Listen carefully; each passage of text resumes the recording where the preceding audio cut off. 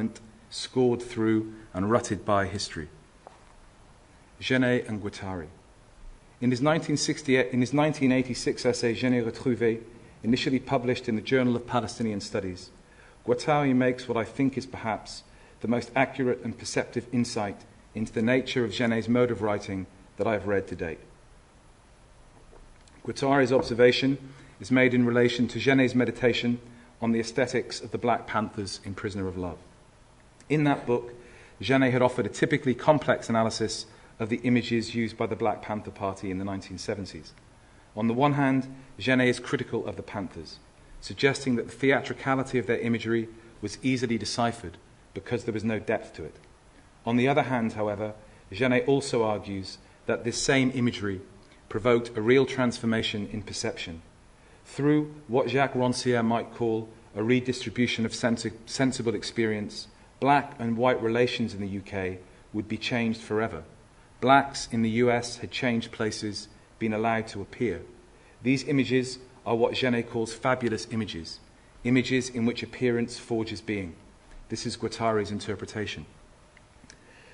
Genet speaks of fabulous images whose potency is based on being at once exemplary and singularizing, and on conspicuousness rather than power.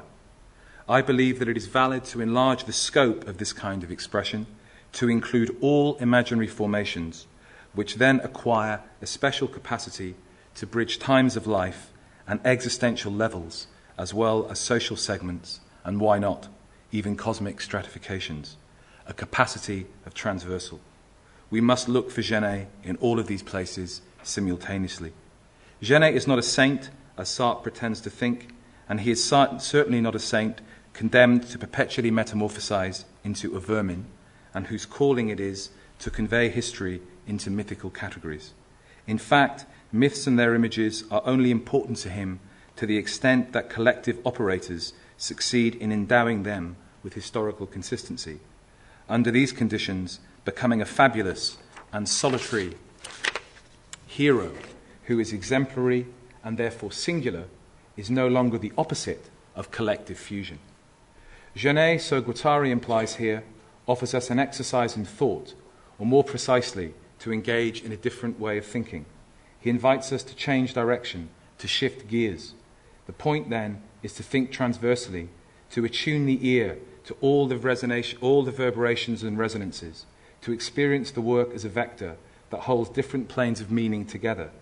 In Genet's reading, opposites in Genet's work always coalesce. Myth is history, singularity is collective, aesthetics is politics, ontology is sexuality.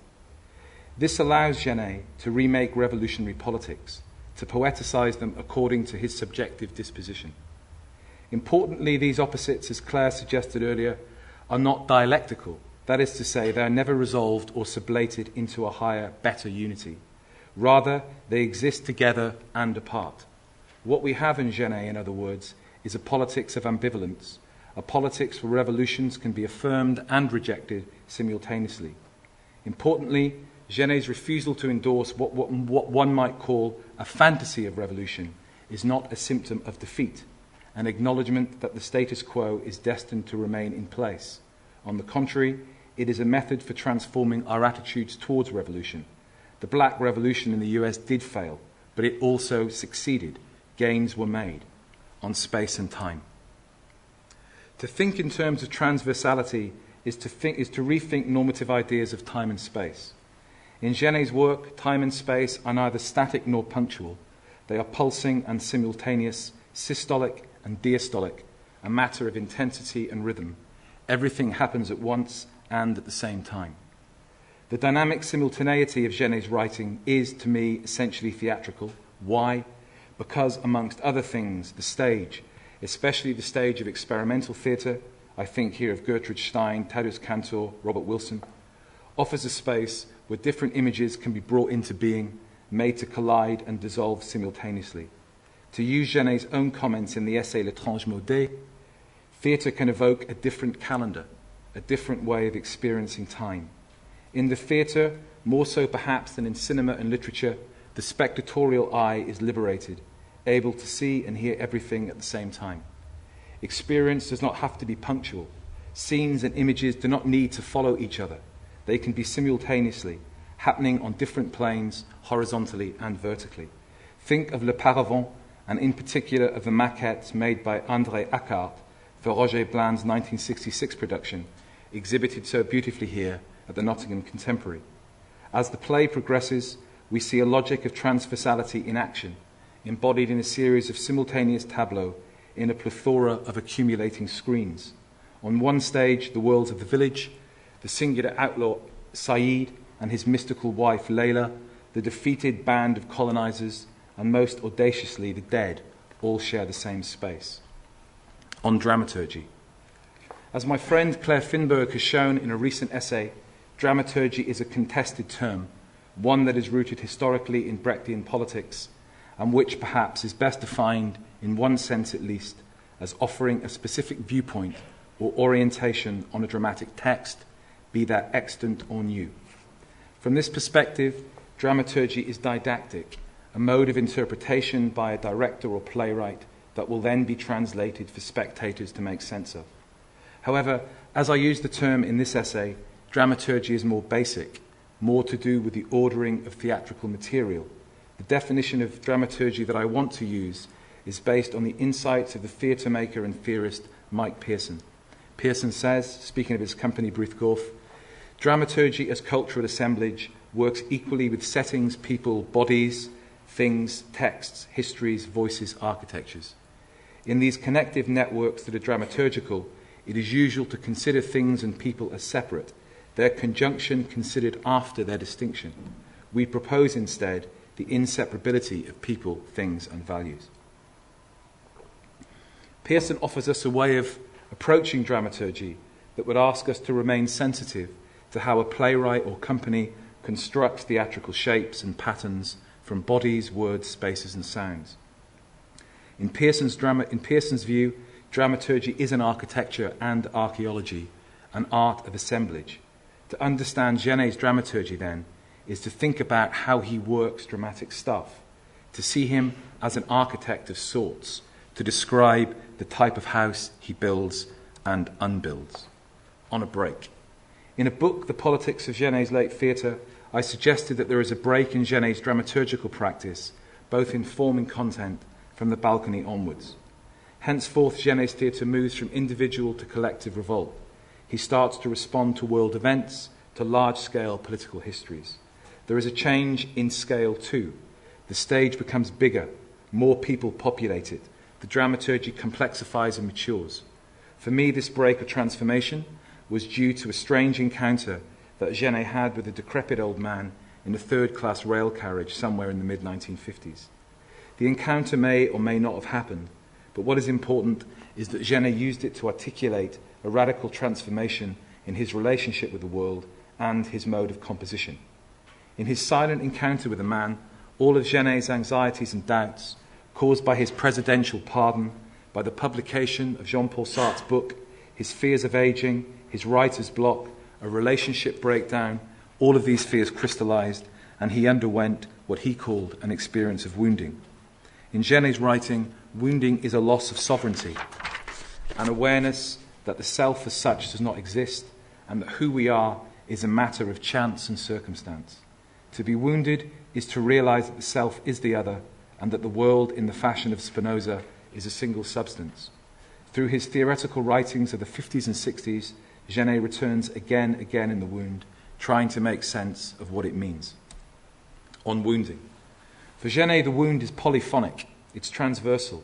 It's a catalyst, a disposition, an effect, an affect, a principle of composition.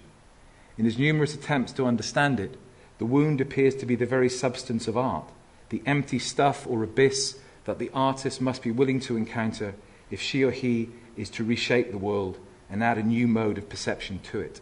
In Le Funambule, which typically evokes the wound in an image, a tightrope walker walking over nothingness, the wound is at the very heart of performance. The wound is what performers must seek to cultivate and express. The wound is what fascinates audiences, what seduces us, the thing that compels attention. And your wound, says Genet, where is it? In his essay Ce qui restait d'un Rembrandt, Genet evinces the inherent spatiality of the wound by dividing the page in two and writing two simultaneous narratives in small blocks of text. The text on the left-hand side recounts his experience on the train, and the one on the right-hand side deals with his thoughts on Rembrandt's paintings. What we are seeing here is a desire, I think, to make the page into a sort of stage by allowing things to happen simultaneously and by creating juxtapositions and collisions. To stage the wound demands, in other words, an architecture of wholes and an art of assemblage. The dramaturgy of the wound is a dramaturgy of dislocation, a dramaturgy where images flower, interlace, and then dissolve into and out of a background of nothingness. On homonyms. To wound has the same spelling and pronunciation as the past tense of the verb to wind. To wound, to wind. To draw things into the same orbit, to create knots, denouements, which are renouements. On the balcony. The Balcony, a play written in 1955 and which Genet was never fully satisfied with, revising it 3 times, is the first of his dramatic works to show the affects and effects of wounding. The Balcony is a play that meditates on revolution, or more precisely on how a popular desire for revolution is captured and made fascist. In spite of the discursive, quasi-didactic potential of the content, the play's dramaturgy is full of ambiguity and ambivalence. We are, for instance, never able to place the play historically. We can't locate its setting. There are times when the revolution could be about Spain and the Spanish Civil War. The original title of the play was España, but the deliberate vagueness that Genet attaches to it. Chantal, one of the characters, is reminiscent of Marianne, the prostitute who leads the French Revolution, the image of the prostitute who leads the French Revolution. The chief of police appears to be a comic amalgam of Hitler, Mussolini, and de Gaulle, and Roger, with his commitment to materialism, reminds one of Maurice Thorez, who was the leader of the French Communist Party in the 30s and 40s. This expands, I think, the significance of the revolutionary scenario in the play. Its meaning reverberates in a series of allegorical waves. In The Balcony, the revolution is a cipher or magnet around which many historical epochs cluster. As well as being productively ambiguous, the revolution in that play is self-consciously theatrical. This is a play that shows us that it's a play that cannibalizes and deconstructs itself from the outside in. Like the explosion that leaves the brothel in tatters in Scene 7 of the 1968 edition of the play, the architecture of the balcony is blasted, full of holes. We can see through it. Such ambivalence unnerves, dislodges, puts the audience in 2 places at the same time, believing and not believing, always aware of the void, which for Genet is an invisible shadow. On brothels. Most, if not all, of the action in the balcony takes place in a brothel, Le Grand Balcon. Le Grand Balcon is fantastically and simultaneously a theatre, a whorehouse, a political HQ, an image factory, an existential territory, and, of course, an architectural feature. In and through this process of agglutination, Genet is able to show that the habitus of the status quo is dependent upon a complex constellation that includes violence, sexuality, ontology, and representation. He is also able to disclose the fundamental ambivalence that haunts all political theatre, namely that its modus operandi is based on a vicarious logic that derealizes the world. As Irma makes clear at the very end of the play, when she addresses the actual audience as if they too were brothel clients, to go to the theatre is for Genet to enter a whorehouse, une maison d'illusion. In spatial terms, Genet intimates that spectators inhabit a balcony when they go to political theatre. They watch the fray from a privileged position, a position where they are unaffected, above the action. They watch it through opera glasses, through lorgnette, on explosions. The political significance of the balcony is not grounded in an operation of disclosure or revelation. Genet is not Brecht. He does not want to produce a distance, to give the spectator time to read the hidden semiotics of the workings of capital. On the contrary, his aim is to create an active explosion. An active explosion, a wave of affect that would wound the audience sexually, politically, ontologically. This explains, I believe, the uncanny theatricality of the play, the sense in which we are unable to locate the status of the activity we are watching. In the balcony, there is a gap between the actor and the character. a chasm that we are always aware of.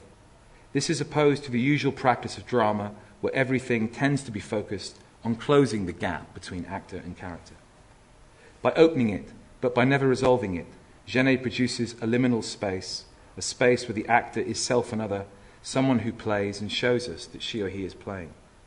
Unlike those critics in the 60s and 70s who saw this in ritual, mystical and absurdist terms, liminality in the balcony is perhaps best read today as political. It is the thing that produces displacement, that shows that there is always a gap, a wound, between being and appearing. In Genet's plays, actors are out of place, always ready to be somewhere else. There is no fit between sign and referent. This contrasts with the action of the clients in the brothel, who desire to be what they play and whose fantasy of identity is rooted in shutting out the world, in producing an imaginary space of plenitude. One way to see this spatial and ontological desire of the clients, and by extension the populace in the play, is to think of it as a way of erasing history, of denying time. By creating a décalage between actor and character and disrupting the naturalist conventions of theatrical space and time, Genet in the balcony allows time to flow, and in doing so, engineers an encounter with history. This, I think, is his contribution to what Michel Foucault, in his preface to Deleuze and Guattari's Anti-Oedipus, Capitalism and Schizophrenia, termed as non-fascist living. Whereas fascism, and Pier Paolo Pasolini shows this very well in his 1975 film Salò, whereas fascism merges eroticism and power in a tightly controlled spatio-temporal continuum from which all possibility of historical change has been expelled, Genet's theatricalized or ambivalent theatricality opens theatre up to its outside. He opens it up to history, to the real. In the balcony, the dramaturgy of the wound is a dramaturgy of flow. On the Blacks. The Blacks, too, is a play of transversality, a play where racism is simultaneously figured as political, sexual, theatrical, and historical. In Spaces of Revolution, I argued that the Blacks is not about post-colonialism as such. Rather, it is more specifically to do with decolonization in France and beyond that Europe. Like The Balcony, The Blacks is a play of tricks, a play that turns theatre inside out, a play where black actors become visibly opaque. On Kristen Ross. In her book, Fast Cars, Clean Bodies, Decolonization and the Reordering of French Culture, Kristen Ross shows how the building of the Périphérique Road in Paris, the belt that separates the centre of the city from the banlieue, was a tactic used by urbanists to whiten the metropole. The period during which the Périphérique was constructed coincides with decolonization, the years when hundreds of thousands of black bodies entered metropolitan France. On Frantz Fanon. It is often forgotten that the negative epiphany described by Frantz Fanon in Black Skins, White Masks occurred in France in the 1940s in a train carriage, that is to say, in public space. The horror felt by the young white boy who interpolated Fanon as black was because Fanon was out of place, not where he should have been. Or Josephine Baker. One of the places where blacks were allowed to be and to be seen in France in the mid-20th century was nightclubs and theatres, places of entertainment. Josephine Baker danced in a skirt of bananas and had her picture taken with a leopard. She was a fantasy of blackness, a fetish. Like all those Harlem jazz men who played in the clubs of the Champs-Élysées in the 1940s and 1950s, she was held firmly in place. On winding and wounding. In the preface to The Blacks, Genet speaks candidly about wanting to wound whites, and by opening that wound so as to introduce doubt. Here, in this play, his dramaturgy is a dramaturgy of connection, a way of joining up spaces, of bringing the outside in and the inside out. People in places, identities are displaced and dislocated. Blacks play whites, whites play blacks, actors play characters, men play women, false revolutions happen off stage. In this process of turning inside out, Genet manages to wind the imaginary into the real, to make the theatre into a space of possible encounter. But as ever with Genet, everything happens at once, and in such a way that we can never be sure that what seems to be happening really is happening. The Blacks unfolds under a sign of ambiguity, under a logic of erasure. Theatre is negated and affirmed. On theatre. Or rather, on theatre and effect. In Genet's late theatre, political significance is not found so much in what the plays say, but in what the plays do, in the affects they create. It matters little whether the revolutions that take place on the dramatic axis of his theatre, in the diegesis, actually succeed or not. In Genet's late theatre, fictional success or failure has no import. To criticise him on these grounds, as several people do, is to miss the point. Genet has little interest in representing a coherent narrative of revolution or evincing a consistent ideology. He is more concerned to construct an alternative sensorium, a heterotopia where normative representations and perceptions are dislocated. Here politics is communicated through poetry, through rhythm, pace, and the charge of embodied images on the screens. Genet's final play, The Screens, created riots in Paris when staged at the Odeon Theatre in 1966. Right-wing students and groups such as Occident saw it as a production that poked fun at French losses in Algeria, and which in its infamous part-farting scene, this one, associated metropolitan France with shit. When the right-wing activists attacked the cast and blockaded the theatre, left-wing students came to its defence. One of the students was Daniel Cohen-Bondy, who was to return to the Odeon in a very different guise 2 years later. The irony, of course, is that The Screens never mentions Algeria directly. In fact, it does its utmost to present itself as a piece of theatre, a poetic invention. But events showed in 1966, and to a lesser degree in 1991, when a planned production of the play by Marcel Maréchal was cancelled in Marseille during the early years of the Gulf War, showed that The Screens, Genet's great celebration of nothingness, for all its suspicion of politics, is decidedly political. Here politics works through an aesthetics of wounding, not through a discursive thesis. The violence and anger communicated by the images, colours and movements in scene 12 of the play, when the actors draw atrocities on the screens, is more eloquent in its effective inarticulateness than any reasoned argument could ever be. In Genet, the transversal, the thing that links art to life, theatre to history, is always a matter of aesthetics, wounding and winding, denouing and renewing. On optimism and pessimism. In The Balcony, The Blacks and The Screens, revolutions either fail, repeat, or remain imaginary. There is little cause to be optimistic about them. Is Genet, for all his interest in politics and emancipation, really a pessimist? The question is inevitable if, as I think, a little misplaced. One can't help wondering if in Genet's thought, pessimism and optimism are the wrong terms, especially when placed in such stark opposition. Indeed, could it be that pessimism in Genet is optimism, the thing that prevents the fantasy of plenitude that revolutionary ideology so often invests in and then fails to fulfill? For if optimism is a cluster of promises purporting to provide a sense of oneness and totality, perhaps even a sense of redemption, then might not optimism be cruel, to use a term from Laurent Berland? Could it be that by lifting the veil of fantasy, by exposing the falsity of optimism, that Genet allows us to enter into history differently? Might Genet's pessimism in his late theatre be akin to the type of miracle that Divine encounters in Our Lady of the Flowers, when he realizes that no blood will come from the hosts that he tosses on the church floor? For Divine, the silence that followed the emptying of the ciborium is neither a positive nor negative epiphany. It is a miracle that occurs when you realize that there is no miracle and that God is hollow. On the sea. Enter any theatre space and look up. You will see a network of nets, bars and cables. It's easy when theatre is deserted, especially on a stormy night and when you're the only one still working there, to imagine this network as a ship's mast. Theatre technicians, when fixing lights, talk of going into the rigging, and French neoclassical dramaturgs think in terms of undoing narrative knots in the denouement. As much then as it is a house, theatre is a ship, a home for sailors.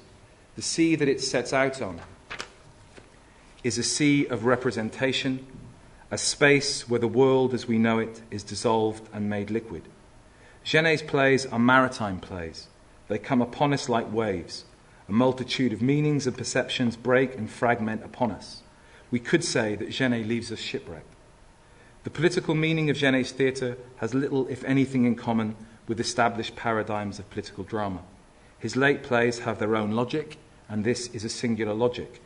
Their significance, as I've attempted to show here, is found in the way in which they deterritorialize all those tropes, images, and significations that make up what we call reality.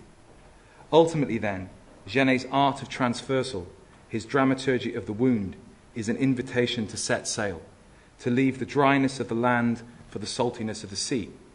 And as the metaphors of political philosophers since Plato have shown, with their predilection for dry land, for caves, islands, and houses, the sea, with its lack of boundaries and constraints, is a dangerous place. Yet for all that, the sea, as Jacques Rancière suggests, smells of democracy. According to Rancière, and I'm quoting here, the great beast of the populace, the democratic assembly, can be represented as a trireme of drunken sailors. Two final questions and an observation. If the sea smells bad because it smells of democracy, could it be that Genet's theatre stinks because it too holds out the potential for emancipation?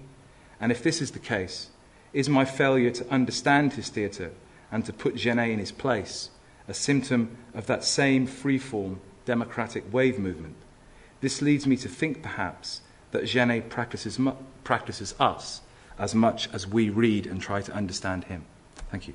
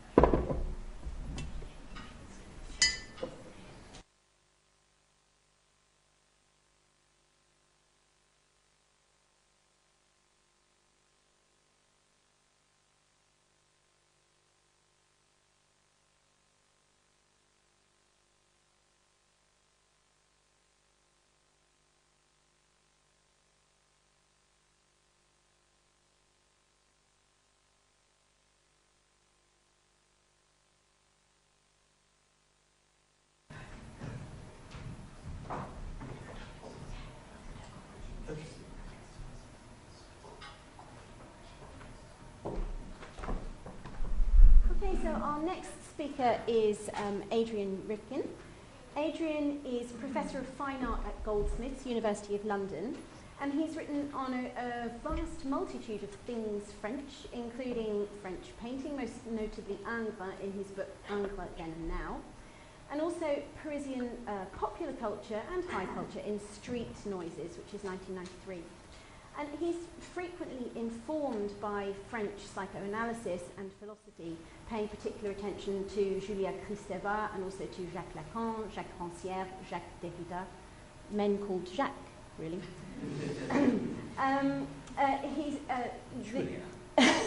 Oh, Julia, there is also Julia, there's a Julia in there.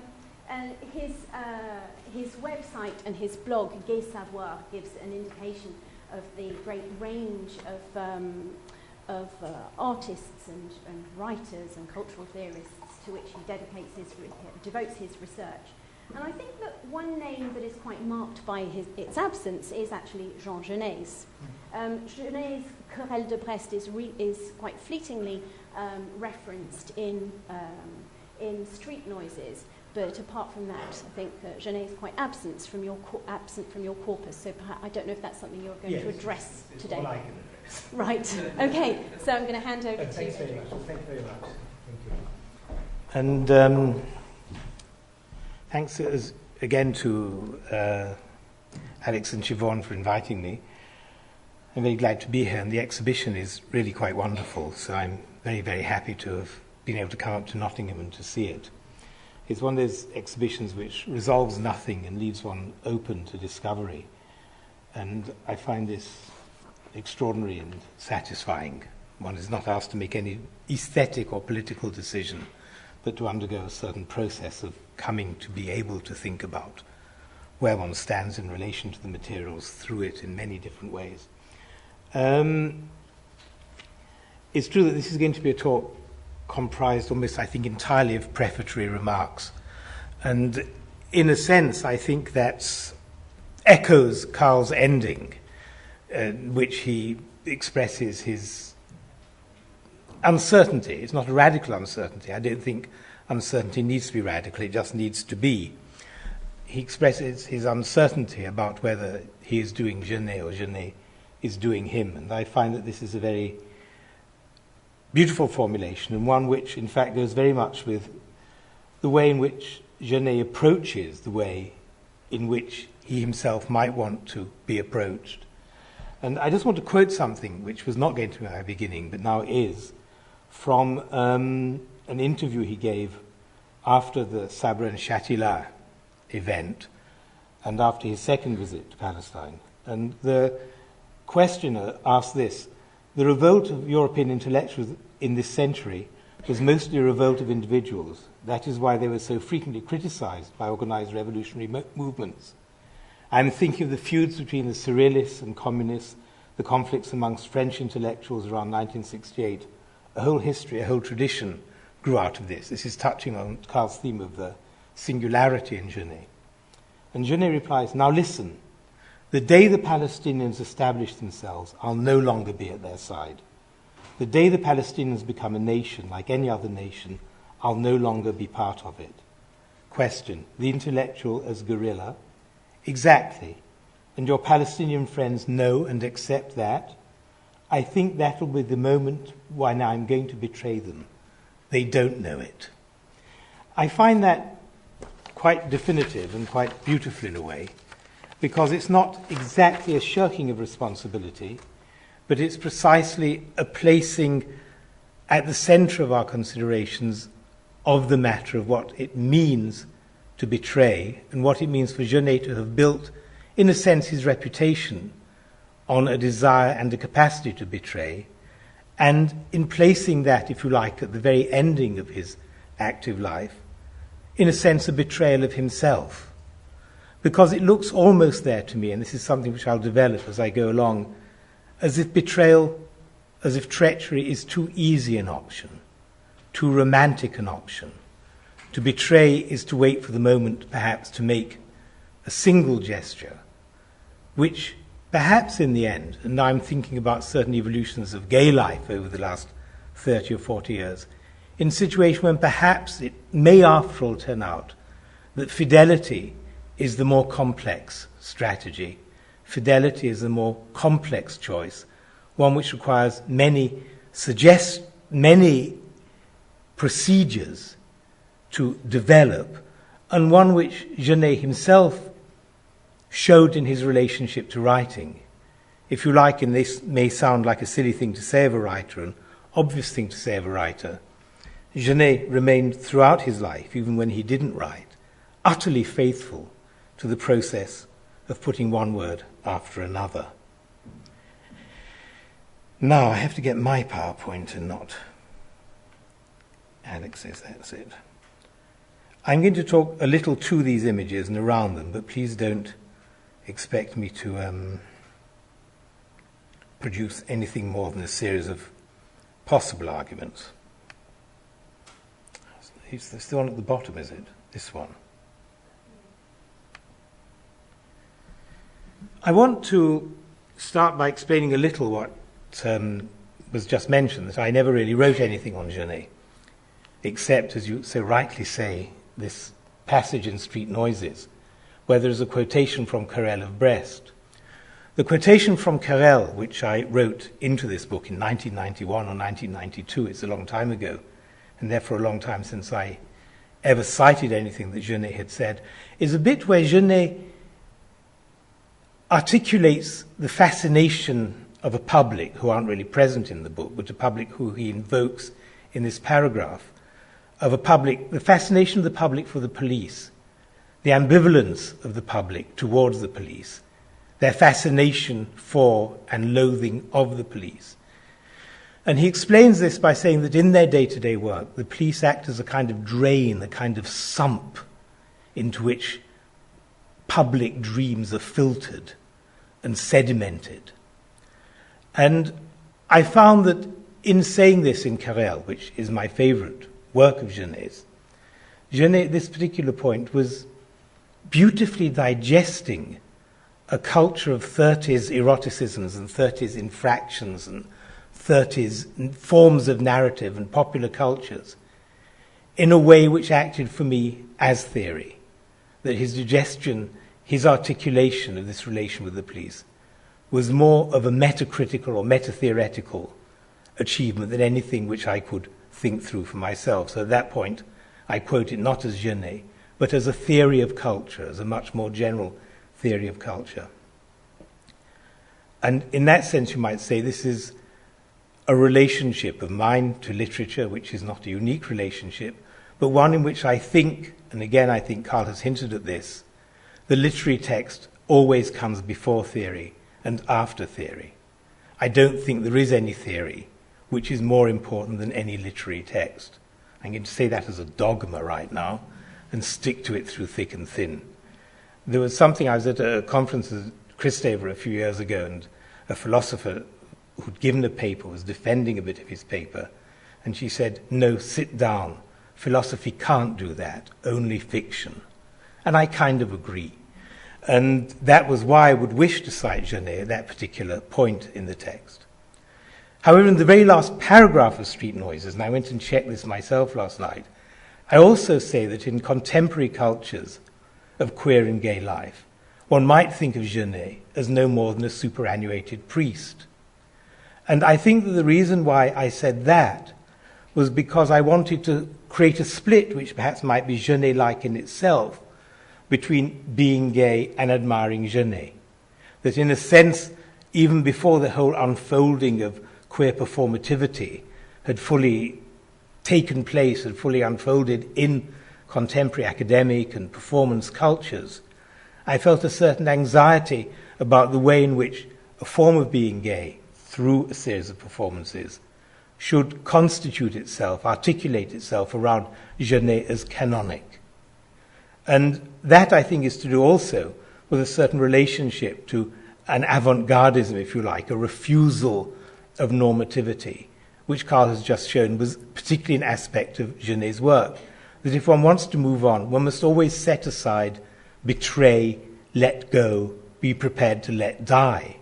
And the idea that one should, in the life we came to live as gay men after the 1970s, the 80s and 90s, that we should, in a sense, look at Genet's critical abjection as anything other than being the grounds on which we might enact new pleasures, would seem to be not so much a betrayal of Genet, but a betrayal of ourselves. That if you like, if we wanted to build on Genet, to reinvest what Genet discovered as a form of contemporary pleasure, of a form of being in the here and now, of being in the present, then one of the only ways to do this was to set Genet aside and to refuse him as a canon. And in that sense, I want to say that from a very early stage, Genet, who one could almost think of as not being gay, actually, just perhaps as being something, but maybe not gay, was prepared to let us down. I've started here with a page from an internet site, which I think is called Must Read Books, yes, mustreadbooks.com or readingbookstogether.com, I forget. And it's KD has just discovered Our Lady of the Flowers, and he's terribly excited, KD. He thinks it's great. He thinks it's a wonderful book about how to be gay and a kind of set of instructions for being gay and a great literary work at the same time.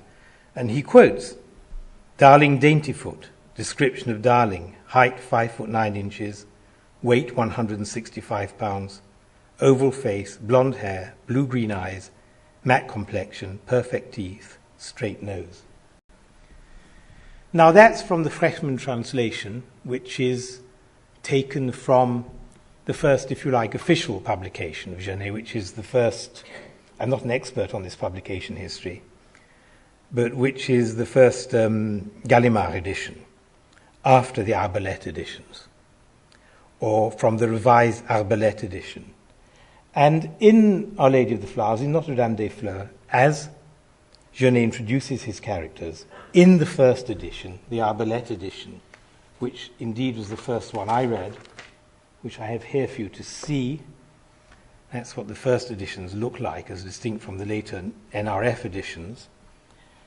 The text reads like this, and I'm giving you now Notre Dame des Fleurs description, not Darling's.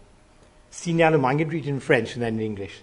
Signalement de Notre Dame des Fleurs, taille 1,71 m, poids 71, visage ovale, cheveux blancs, yeux bleus, teint mat, dents parfaites, nez rectiligne, membres en érection, longueur 0,24 m, circonférence 0,10 m. So I'll read it to you again.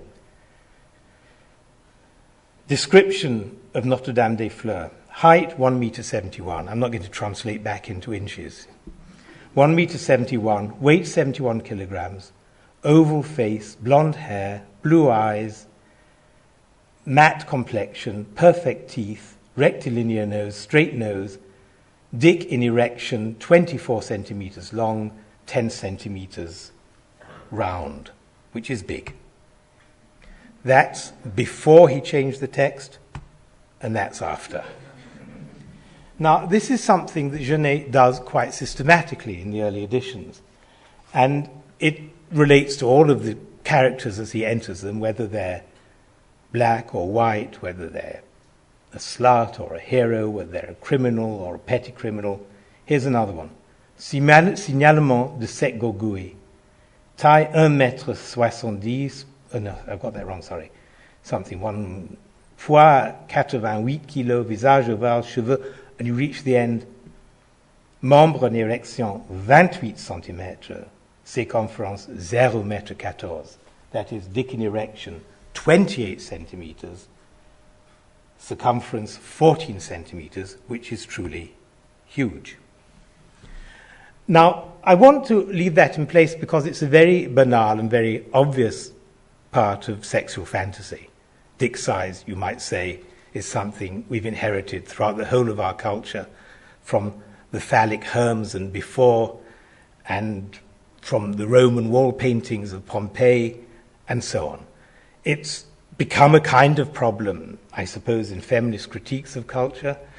And at the time, I suppose, that I was first reading Genet in the 1960s and then again in the 1970s, it was becoming quite a heated subject of discussion. The relation between the dick and the phallus, the relationship between a patriarchy and the fleshly existence of the penis, and the symbolic order of the phallus, for example, as narrated by Lacan. But what I just want to underline at this point is that Genet himself, in articulating this extraordinary fantasy in the early editions, does something which I think was extraordinary and which, in setting aside for the more canonical editions, represents a kind of loss, not just of something for Genet, but of the ways in which we might think of him as belonging to a culture historically, and a way in which, therefore, we might think about recirculating him through our own life experiences of our current time. through our own lives.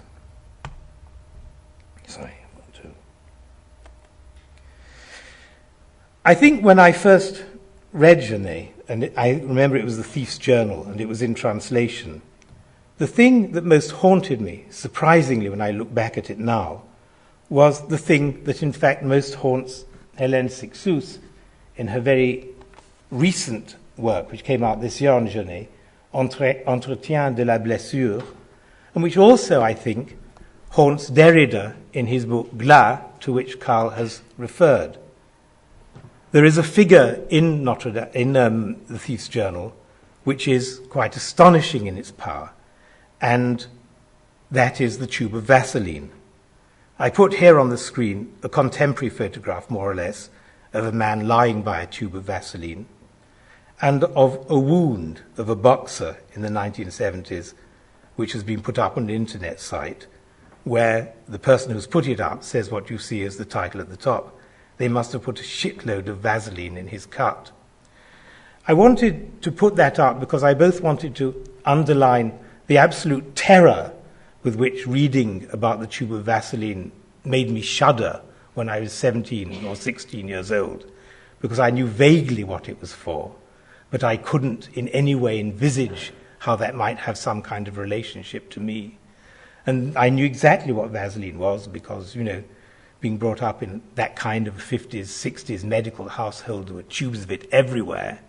So this alienation of an object of everyday presence, these little metal tubes, lead tubes, as they still were, into this literary fantasy was something which was truly scary.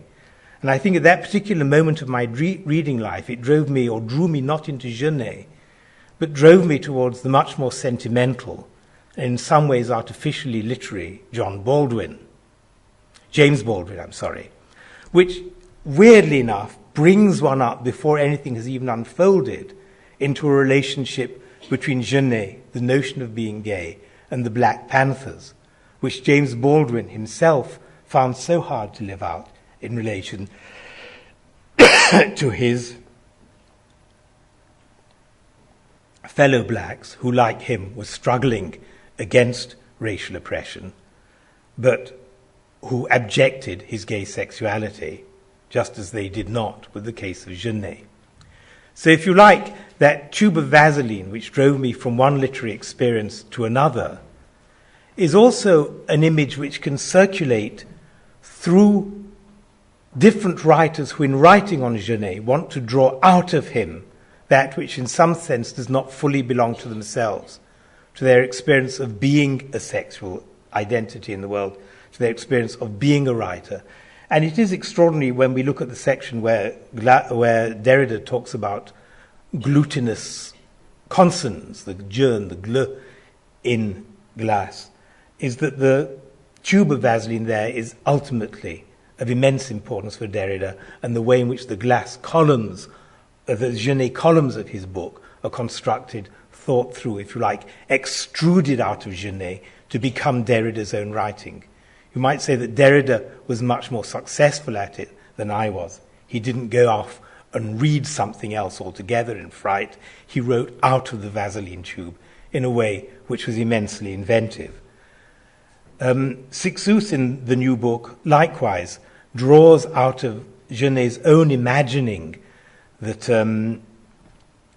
a woman in the street, a voleuse in the street, a woman whom he sees in the street in The Thief's Journal, and who he imagines might be his mother, whom he's never known, that fantasy in The Thief's Journal comes immediately before he starts thinking about his Vaseline tube. And in that sense, Cixous wants to see the Vaseline tube as coming out of the mother, and the relationship of the mother to all writing of the kind in which Genet is engaged, indeed to all writing.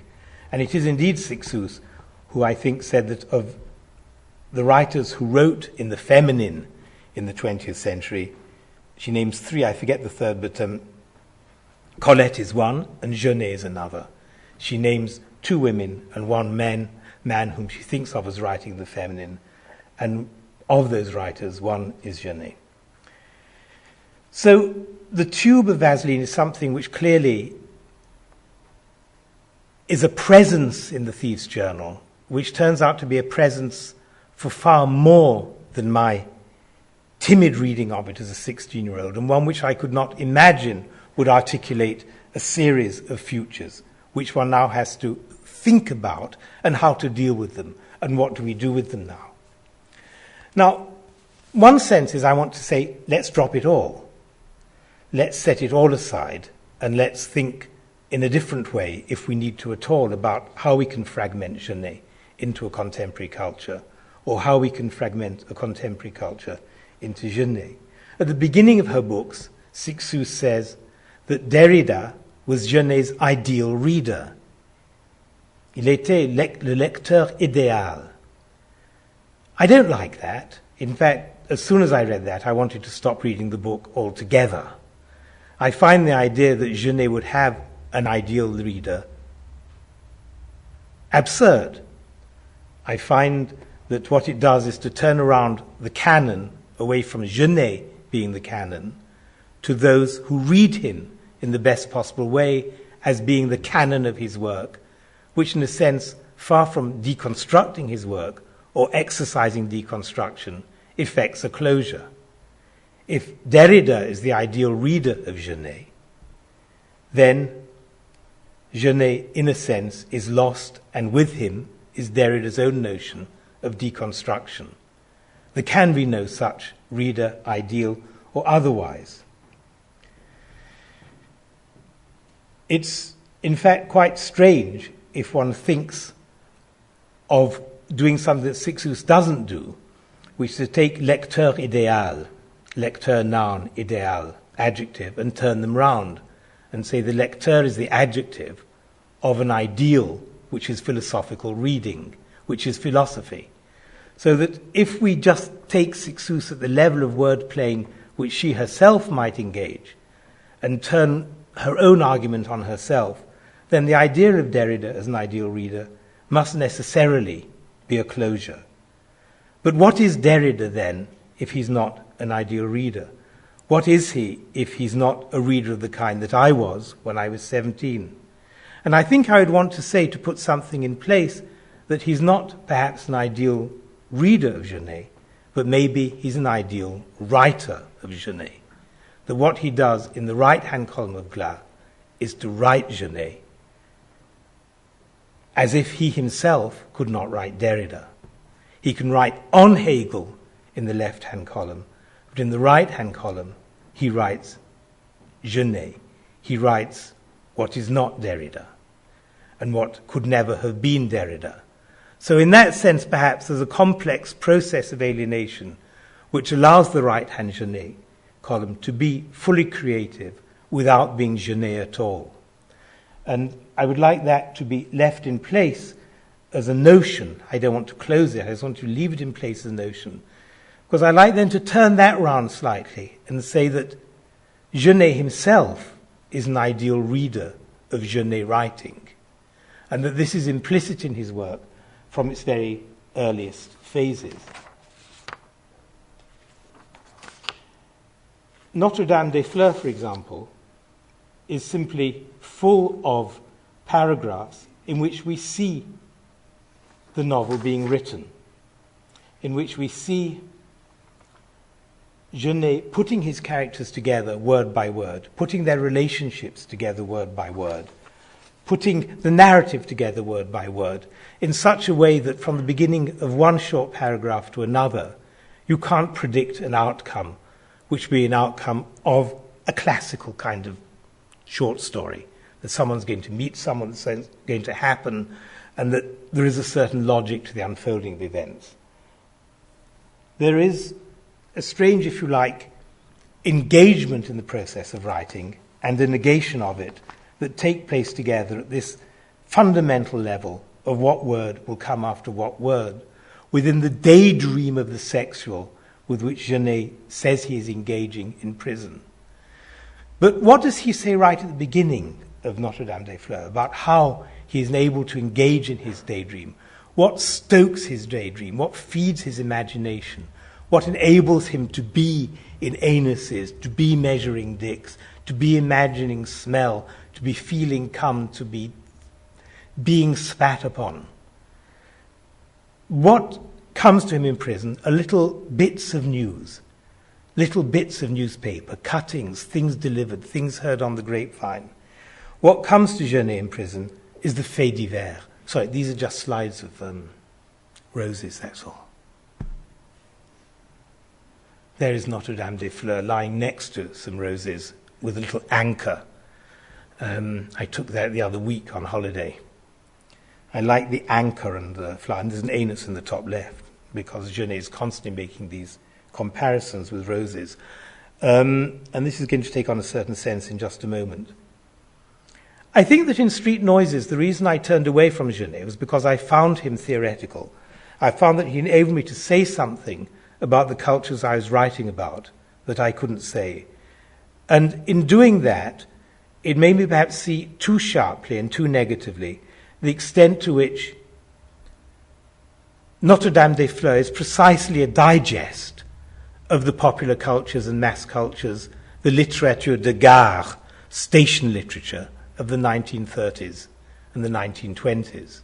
That there is a certain kind of sentimental, eroticized literature, of which you might say, and she is perhaps, I think, one of the greatest writers of all, Colette is at the pinnacle, and of which more popular writers like Clément Vautel or Maurice de Cobre come somewhere down in the middle, and of which there are thousands of really bad novels, hundreds of which I read with passion and glee, as well as newspaper reports and popular magazines and journals and amateur pornography and all other kinds of texts, and which perhaps might be very beautifully condensed in an illustration like this by the French illustrator Dignimont to the 1929 edition of Pierre Macquarland's novel of street life in Paris, Jésus Lacaille, a novel which was written at the end of the 1920s about popular street life in Montmartre, and which, in a sense, already, before there is Genet, contains much of the imagery which will appear in Genet's work, but filtered through the self-eroticizing daydream of the prisoner in the 1940s. There are the kinds of young men that Genet describes right at the beginning of Notre Dame des Fleurs. The two young criminals on the left, who of course resemble the notorious criminal Wedman, whose execution is the beginning of Our Lady of the Flowers. These are from pages of my book, Street Noises.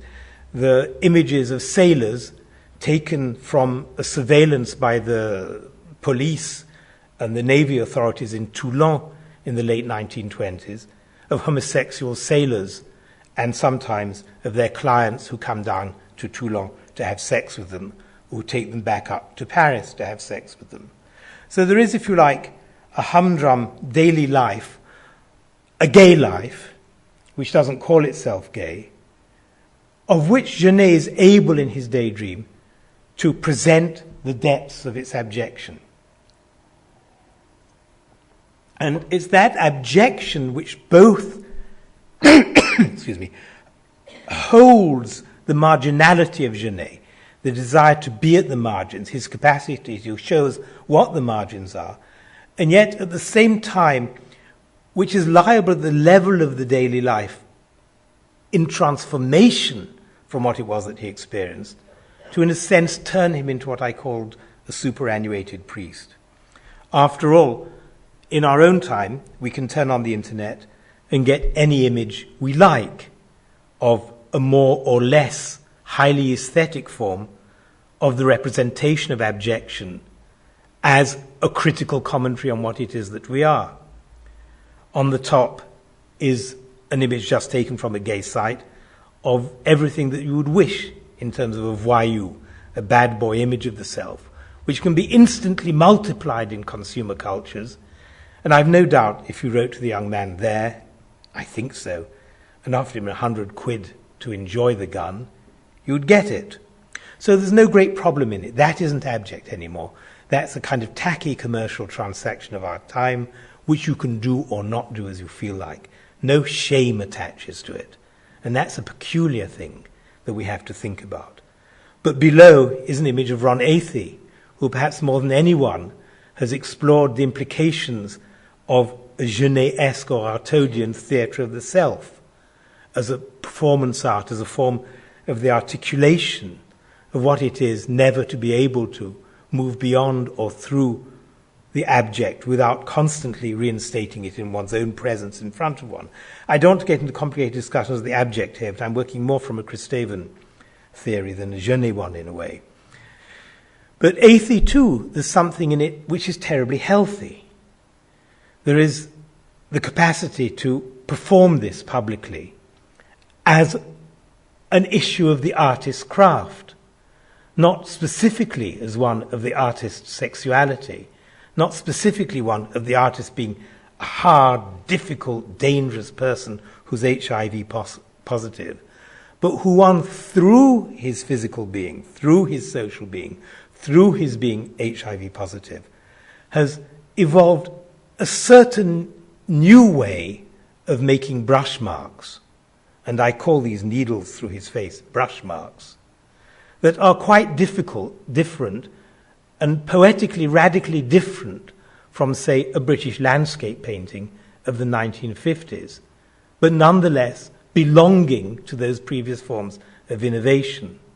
So if what interests me in Genet in the end is his capacity to put one word after another, what interests me in Athey is his capacity to put one needle after another, while concentrating on the hope of an eventual composition, on the hope of an eventual structure which will engage the reader in the plenitude and the disruptions of what that enunciation, that whole enunciation, has been able to achieve. So in that sense, I think one has to think of Genet as being endlessly outdatable. We don't, in a sense, need to engage, and I said this earlier on, in his abjection, other than as the screen on which to project our own capacity for pleasure, either in the daydream or in the darkroom of a gay sex club.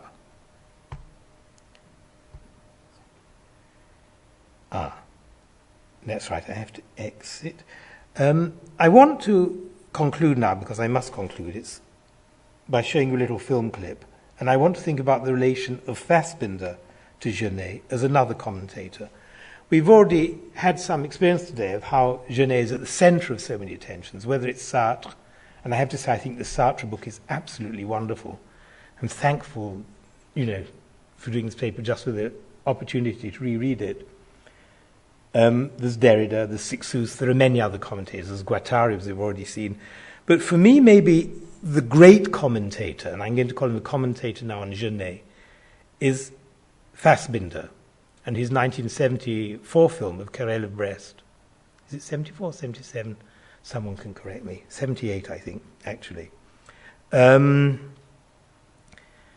What I think Fassbinder does is precisely what I've been suggesting now. In some sense, we can set Genet aside by using him as a screen. Of course, this is a film, so I'm literalizing the notion of screen. But at the same time, I'm thinking about the way in which Fassbinder plunders Genet for something perversely and strictly homosexual, in a way that Derrida could never dare to do, have done, or imagine that he might do.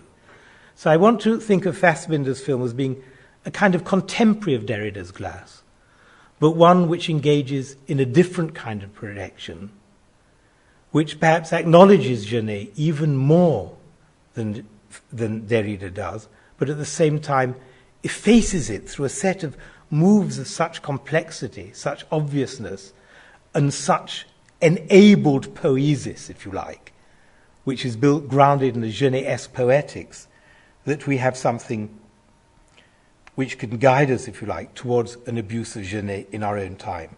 So just one very short clip from that film. It's just that all my buddies are down there alone. Fine, then go back. Each man kills the thing he loves. Each man kills the thing he loves. Da-da-da, da-da-da-da. Each man kills the thing he loves. Each man kills the thing he loves. Da-da-da, da-da-da-da. Your brother's a hot little number. Carell, what do you mean by that? It worked real good with him. What worked? Your business deal, right? Oh, that worked out fine, too. But I mean something else. I made it. With Carell? That's news to me. I swear it. But please don't talk about it. Not with him either. So what?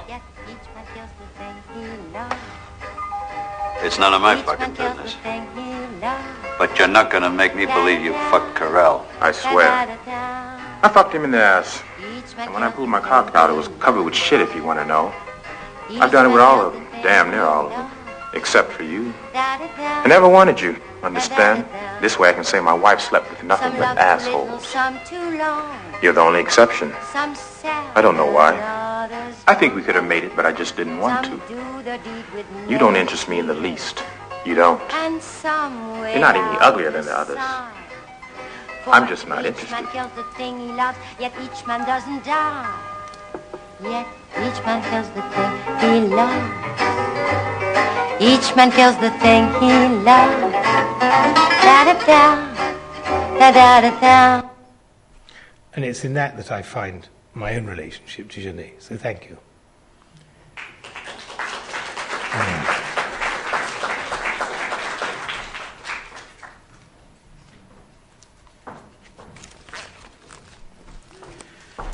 Thanks to Claire, Adrian and Carl. We'll just stop for a quick break. As Claire mentioned, there's some tea and coffee behind the screen, which isn't as scary as it sounds. And we'll resume back at about 4 o'clock. Thank you.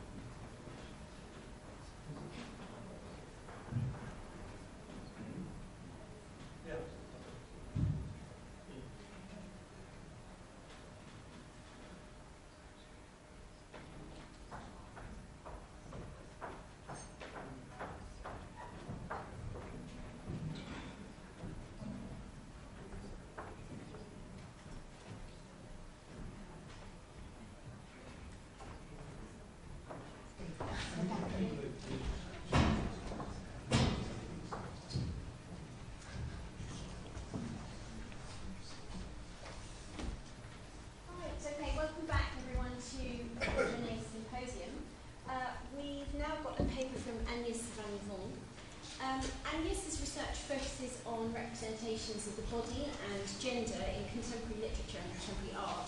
And she's published 7 volumes on Genet, notably this collected volume, Toutes les images du langage, which was 2008.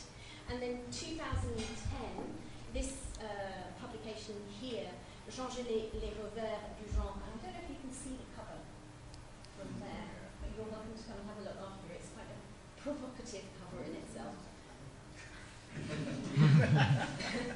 And you might wonder why there are several publications in 2010. That's because last year was actually the centenary of Jean Genet's birth. And it's worth noting actually that this is, I think, that there was nothing really done to mark that in the UK, so this is particularly welcome, I think, this exhibition and this symposium taking place here. So Agnès is a lecturer in Geneva, in Switzerland, and that's interesting in itself that she's a lecturer in Switzerland rather than in France, because gender studies and queer theory still aren't really considered to be relevant in the analysis of literature in the French Academy, even though many of the founders of in this field are actually French themselves. We can think of Foucault and Cixous, etc. So Agnès is quite a sort of an innovator and a pioneer in the study of literature in French, because she looks at queer theory and gender studies. Okay, thank you. I would like to thank Nottingham Contemporary for this kind invitation, and now we speak in French. Alors, qu'y a-t-il de commun entre Yeux verts l'ambigu, Maurice l'androgyne, le chef de la police châtré, les bonnes schizophrènes, ou encore Jean le transgenre? The ambiguous Yeux verts, green eyes, the androgynous Maurice, the castrated chief of police, the schizophrenic maids, the transgendered Jean. What do these people have in common? Quel est le trait d'union entre la double nature de Tirésias, la déesse magicienne Circé, et les mutations de Scylla, si ce n'est la métamorphose? What is the connection between the double nature of Tiresias, the goddess magician Circe, and the mutations of Scylla, if it's not metamorphosis? Genet l'autodidacte connaît les récits mythologiques d'Ovide, teintés d'un trouble du genre. Genet the autodidact knows the mythological tales of Ovid, colored by gender issues. C'est aussi un fin connaisseur de la culture japonaise ancestrale, avec les transformations du théâtre kabuki, dont son théâtre porte la trace au même titre que celui d'Artaud. He also has a detailed knowledge of ancestral Japanese culture, with the transformations of kabuki theatre, of which his own theatre bears the imprint in the same way as that of Artaud. De ses séjours en Grèce à ses lointains voyages au Japon, les paysages du genre se dessinent et nouent les traces identitaires et le fil de la transformation. From his stays in Greece to his distant journeys to Japan, the landscapes of gender draw and tie together the traces of identity and the thread of transformation. La cartographie sexuelle esquisse un polymorphisme du genre, nourri d'une ipséité qu'amplifie la représentation théâtrale elle-même. Sexual cartography sketches out a polymorphism of gender fed by a selfhood which theatrical representation itself amplifies. Cette esthétique est bien plus complexe qu'elle n'y paraît. This aesthetic is far more complex than it may seem. En effet, il ne suffit pas de mettre en scène des travestis pour modeler une charge transgressive. In fact, it is not sufficient to place transvestites on the stage in order to model a transgressive charge. Ce sont les retombées imaginaires qui revêtent une force qui va au-delà d'une dramaturgie sexuée et interroge le spectateur sur des paradigmes qui résistent aux normes et renversent l'autorité. It is the imaginary fallout which covers a force which goes beyond a sexualized dramatic art and raises questions for the spectator concerning paradigms which stand out against the norms and which overthrow authority. Dans son théâtre, où voisinent un certain classicisme et une pensée de l'écart, Genet nous parle d'une ontologie de l'existence où la transformation questionne la nature profonde de l'humain. In his theatre, in which a certain classicism rubs shoulders with unconventional thinking. Genet speaks to us of an ontology of existence where transformation questions the profound nature of the human being. Métamorphosés, travaillés, transitoires, qui sont ces personnages en devenir, caractérisés par la plasticité et par le mouvement? Metamorphosed, finely worked, transitory. Who are these characters in the process of formation, characterized by plasticity, by movement? Je vais ici exposer trois perspectives, trois hypothèses, pour mieux comprendre un certain dispositif sexuel qui questionne le rapport entre genre, sexe et ouvre les voies d'une lecture saphique du théâtre génétien. Here I'm going to outline three hypotheses or perspectives in order to understand more fully a certain sexual mechanism which questions the relationship between gender or sex and opens the way to a sapphic reading of the theatre of Genet. Commençons par l'hypothèse 1, le dispositif sexuel ou la métamorphose transgenre. Alors, je commençais par cette phrase de Genet qui parle de la bisexualité des comédiens, une phrase qui pourrait être la première arborescence de son esthétique théâtrale. Je cite, « La fable dit que Tirésias gardait 7 ans le sexe mâle et 7 autres l'autre. 7 ans un vêtement d'homme, 7 ans celui d'une femme. Il ne connaît pas de point fixe où se reposer. Comme lui, poursuit Genet, les comédiens doivent se savoir une apparence sans cesse parcourue par la féminité ou son contraire. » I'll begin with hypothesis number 1, the sexual device, transgender metamorphosis. This statement concerning the bisexuality of the theatrical player could be the first arborescence of his aesthetic. Quotes, the story says that Tiresias kept his male sex for 7 years, and for 7 years the other sex. 7 years dressed as a man, 7 years as a woman. He does not have a fixed point on which to rest, where he can rest. Like him, continues Genet, the actors must be aware in themselves of an appearance ceaselessly run through by femininity or its opposite. Tiresias représente une typologie de personnages. Tiresias represents a typology of characters. Cette figure de la mutation appelle un changement de forme qui affecte le genre ou l'espèce. This figure of mutation calls up a change of form which affects the gender or the species. Il incarne un polymorphisme sexuel qui, comme toute figure de métamorphose, mobilise le discours scientifique comme le récit mythique, tout en constituant un défi pour la pensée. He incarnates sexual polymorphism, which, like any figure of metamorphosis, mobilizes scientific discourse as well as mythical narrative, which constitutes, while constituting a challenge to thought.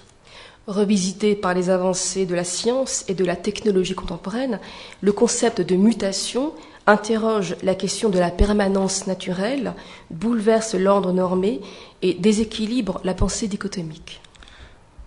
Revisited by the advances of science and contemporary technology, the concept of mutation interrogates the question of natural permanence, overthrows the normative order, and destabilizes thought based on dichotomy.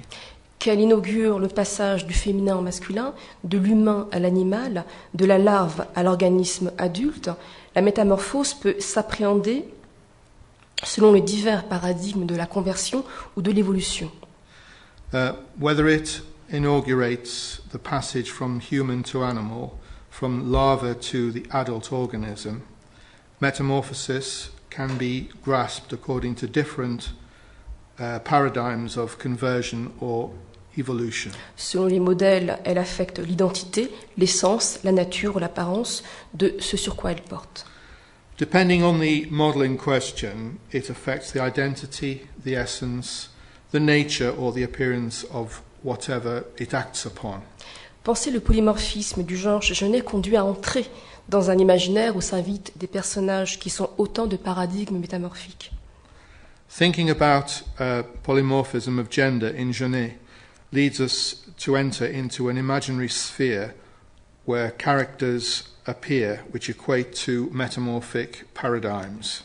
Les miroirs libèrent et démultiplient les reflets de soi et des autres. The mirrors release and multiply reflections of oneself and of others. Le spectateur s'égare dans ce palais d'images. The spectator gets lost in this palace of images. Mais accepter le glissement des sens ne va pas de soi. But accepting the slippage of the senses does not just happen. Ça résiste de tous les côtés. It resists from every side. On voudrait fermer le livre destiné à, je cite, un lecteur solitaire et solidaire. One would wish to close the book aimed at a solitary and unified reader. Ne pas voir que les êtres changent, que les corps se métamorphosent, que la fiction va et vient. Not to see that beings change, that bodies metamorphose, that fiction comes and goes. Ça tourne, Genet secoue. It turns, Genet shakes it up. Notre-Dame des Fleurs met en scène un thème qui parcourt toute l'œuvre, le paravent des identités, le désir d'être autre. Notre-Dame des Fleurs, Our Lady of the Flowers, places on the stage a theme which runs through the work as a whole, the screen of identity, the desire to be other. L'écrivain invente un personnage phare, divine, un ou une travestie prostituée qui réalise à elle, lui seul, l'identité des contraires. The writer invents a leading figure, divine, a male, female, transvestite prostitute who makes real opposing identities within him, herself. Avec elle, lui, on assiste à l'éclosion d'un personnage clé, la folle, la tante, qui descend les Champs-Élysées au petit matin et traîne dans les bars de Montmartre, dans la lignée de certains personnages proustiens, avec l'excès et le camp en plus. With him, stroke her, we are present at the formation of a key character, the Madwoman, the aunt, who goes along the Champs-Élysées in the early hours of the morning and hangs around in the bars of Montmartre, in the tradition of certain characters in Proust, with excess and moreover with camp. Dans les années 80, elle inspire à John Waters le personnage cinématographique de Divine. In the 80s, she is the inspiration for John Waters of the cinematographic persona of Divine. Chez Genet, c'est une icône du mauvais goût, un porte-parole, un étendard qui aime les faux bijoux, les fausses images, les fausses identités, le toc. In Genet, she is an icon of bad taste, a spokesperson, a standard bearer who likes false jewelry, false images, false identities, fakes. Divine aussi entre le masculin et le féminin et joue de la confusion des genres. Divine oscillates between the masculine and the feminine and plays on confusion of gender. Je cite, Divine endossa le corps d'un mâle, soudain forte et musclée, elle se voyait dure comme fer. Elle sentait enfin ses muscles, comme lors de son essai viril, lui pousser et se durcir aux cuisses, aux omoplates, aux bras. In quotes, Divine assumed the body of a male. Suddenly strong and muscular, she saw herself as hard as iron. As she tried out virility, she finally felt her muscles growing on her and hardening on her thighs, on her shoulder blades, on her arms. Divine, l'androgyne devient un tout sexué. The androgynous Divine becomes a sexual everything. Cette métamorphose exhibe l'architecture d'un corps en construction. This metamorphosis exhibits the architecture of a body under construction. Divine prend la posture d'une comédienne ou d'un comédien, explore le rôle inassignable d'une drag queen baroque avant l'heure. Divine adopts the posture of an actress or actor, explores the inassignable role of a baroque drag queen. J'en arrive à ma deuxième hypothèse, le système endémique. Le genre, l'identité et la sexualité sont des éléments endémiques dans l'imaginaire génétien. I move on to my second hypothesis, an endemic system. Gender, identity, sexuality are endemic elements in the imagination of Genet. Genet affranchit la différence sexuelle plutôt qu'il ne s'affranchit de la différence sexuelle. Genet frees sexual difference rather than freeing himself from sexual difference.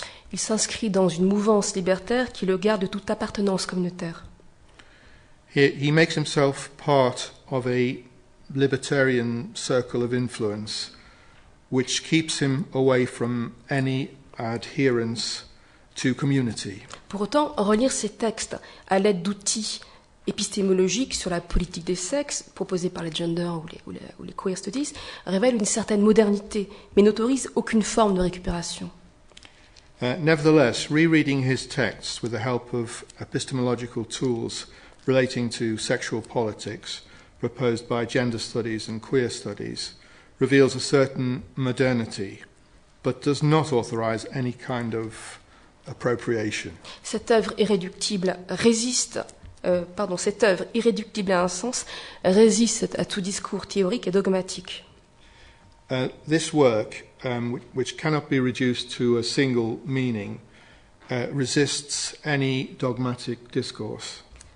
Genet est un auteur politiquement incorrect, inclassable.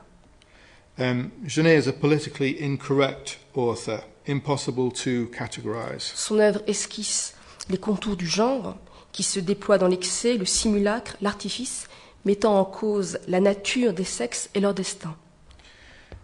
His work sketches the contours of gender, which are deployed in excess, pretense, artifice, and call into question the nature of the sexes and their fate. Genet réinstalle la scène des identités sexuelles. Genet populates the stage with sexual identities. L'identité dérobée dans les miroirs, dans les rues de Paris, la nuit venue, traduit son caractère fuyant. Identity, hidden in mirrors, in the streets of Paris, when night falls, conveys its fugitive character.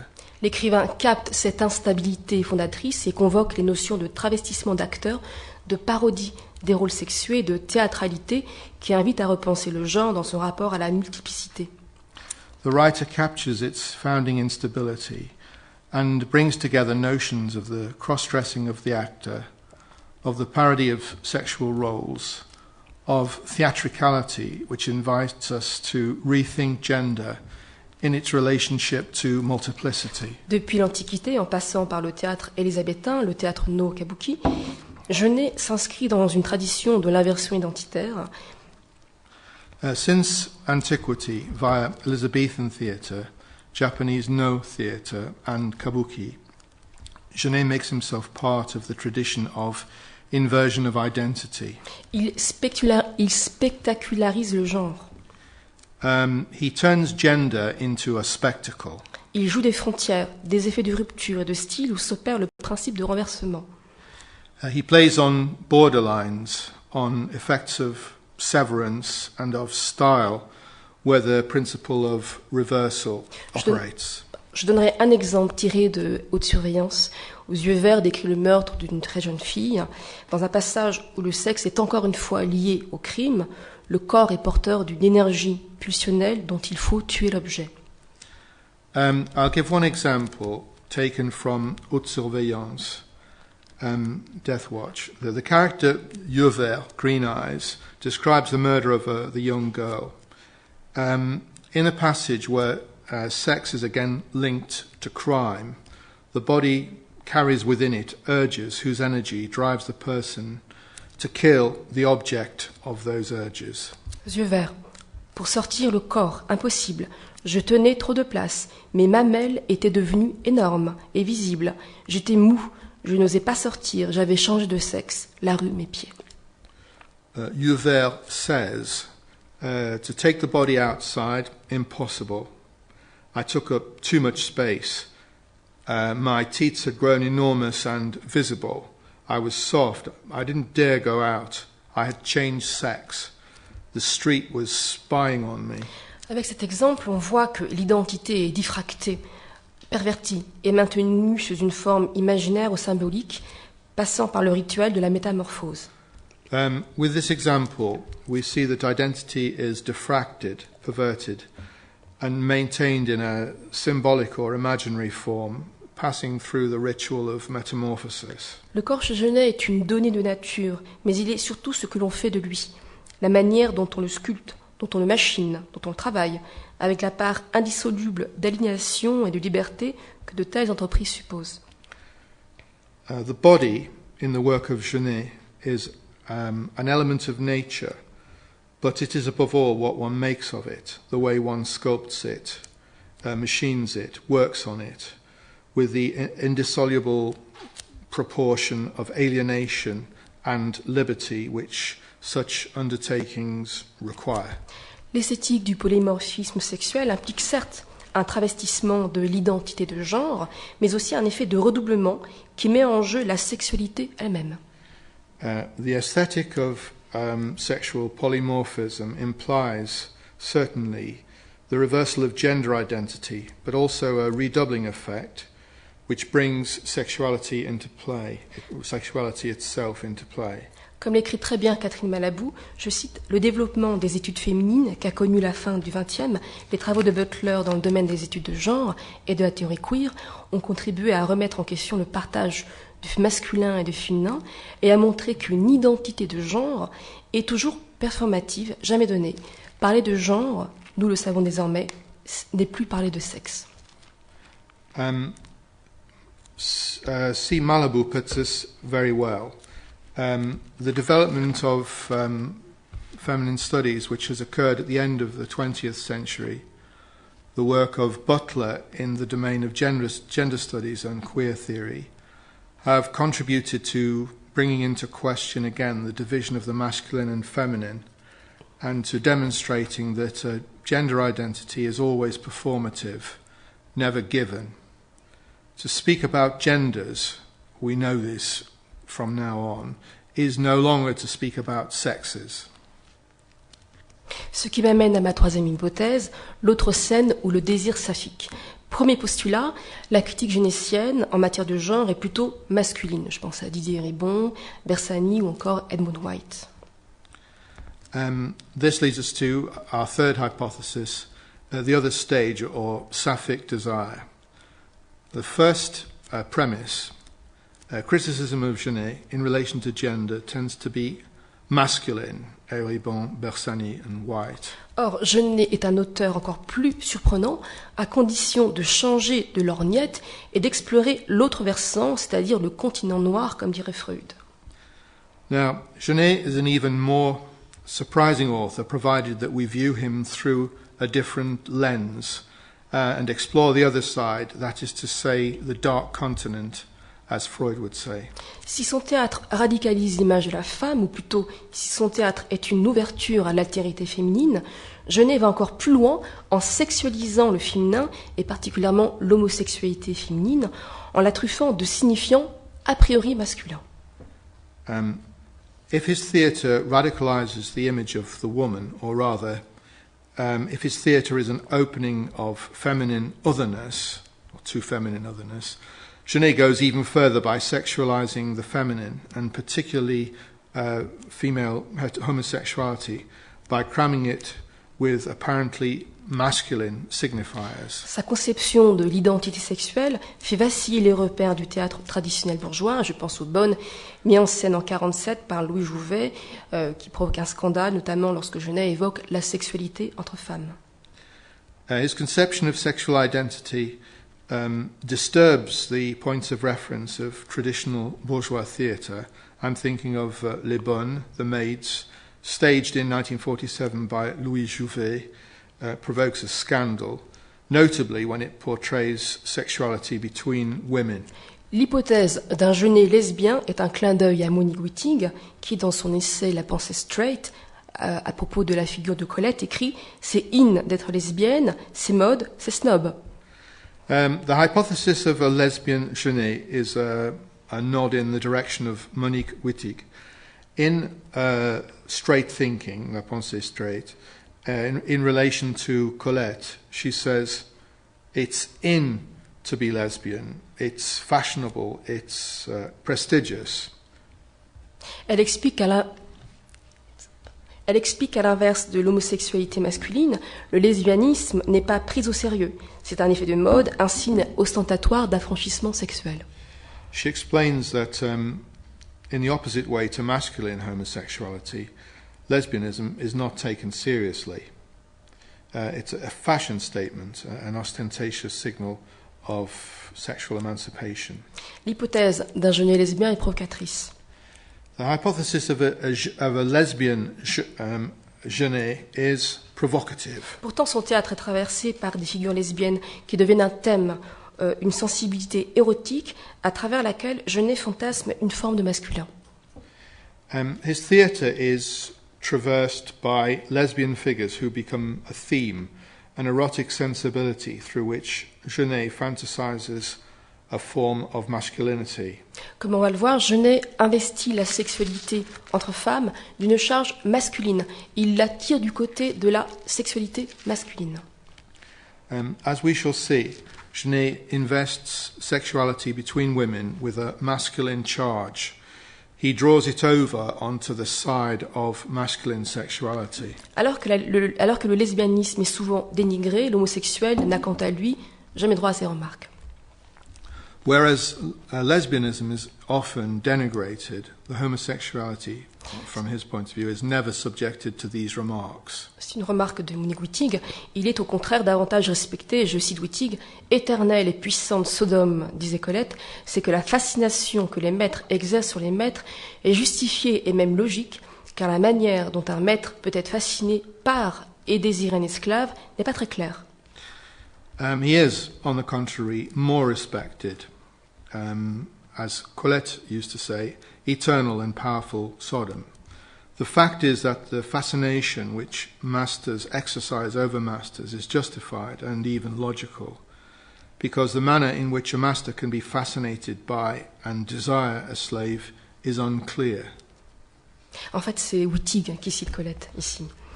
Wittig said that as well. La femme étant par nature dominée par les hommes, du point de vue hétérosexuel, je cite Wittig, il est totalement incompréhensible qu'une femme, une créature dominée, doive désirer une autre femme, une créature dominée.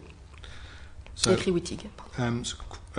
Quoting from Wittig, the woman, being by nature dominated by men, from the heterosexual point of view, it is totally incomprehensible that a woman, a dominated creature, should desire another woman, a dominated creature.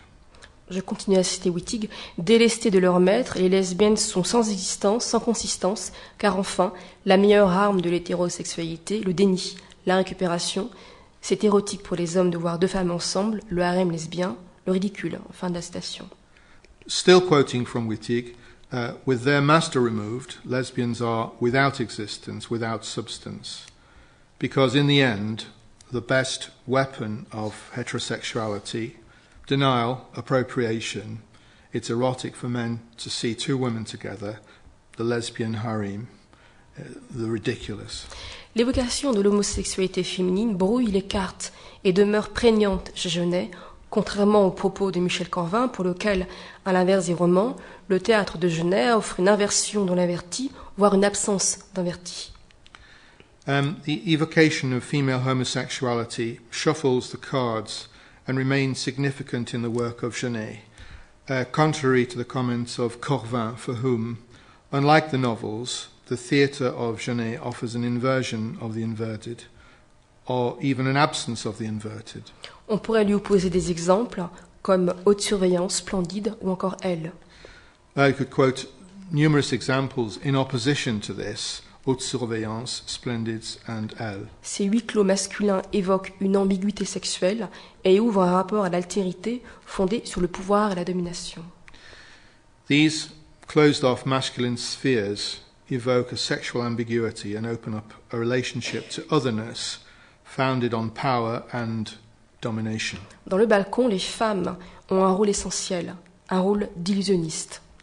In Le Balcon, the balcony, the women have an essential role, the role of illusionist. La relation d'Irma et de Carmen, hiérarchisée par leur statut respectif de patronne de bordel et de prostituée, est calquée sur un rapport maître-esclave que l'on retrouve dans les bonnes et possède également un caractère équivoque. The relationship between Irma and Carmen, made hierarchical by their respective status of brothel keeper and prostitute, is modelled on a master-slave relationship, which we find again in Les Bonnes, the maids, and equally possesses an equivocal character. Dans Les Bonnes, si l'identité est filiative à travers le lien sororal, elle est surtout sexuelle. In the maids, Les Bonnes, if identity is familial through the link of sisterhood, it is above all sexual. Je cite Genet. Leur œil est pur, très pur, puisque tous les soirs elles se masturbent et déchargent en vrac l'une dans l'autre leur haine de madame. I quote, their eye is pure, very pure, since every night they masturbate and unload loosely, one into the other, their hatred of the madame. Je m'arrête un instant sur l'usage du verbe décharger. Let's pause for a moment on the use of the verb décharger, to unload. Le sens premier est enlever la charge, débarrasser de sa charge, ce qui a une connotation de soulager, enlever un poids. The first meaning is to remove the load or to rid oneself of a load, which has a connotation of to relieve or to lift off a weight. L'autre sens relevant du langage familier est éjaculer, terme qu'on utilise plutôt pour les hommes, mais aussi dans une moindre mesure pour les femmes. Je renvoie aux Sauvages Journées de Sodome de Marquis de Sade. The other meaning, arising in a familiar register of language, is to ejaculate, a term which tends to be used for men, but also to a lesser extent for women. I refer you to 120 Days of Sodom by the Marquis de Sade. Or, il est frappant de noter que Genet, lui, applique le terme aux bonnes, à des femmes. Now, it's striking that Genet himself applies the term to the maids, to women. Par ailleurs, le verbe décharger constitue un lieu commun, un cliché, dans la langue des gays. Furthermore, the verb décharger, to unload, constitutes a commonplace, a cliché in gay language.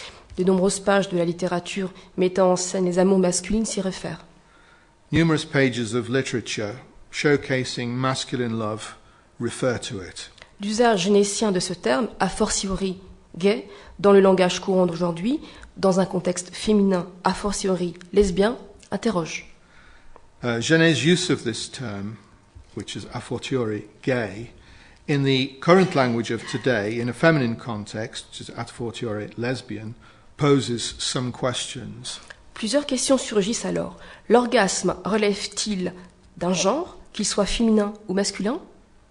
Several questions therefore arise. Does orgasm relate to a gender, whether it be feminine or masculine? L'orgasme fait-il jouer la différence sexuelle?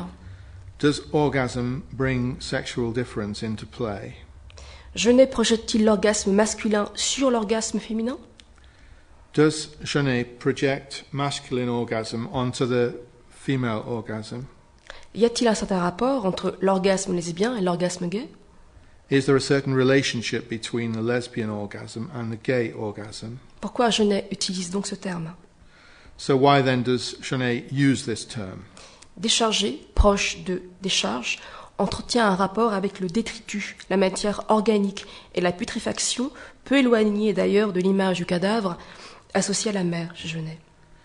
The verb décharger, to unload, closely related to the noun décharge, discharge, maintains a relationship with detritus, with organic matter and putrefaction, not far removed, moreover, from the image of the cadaver associated with the mother.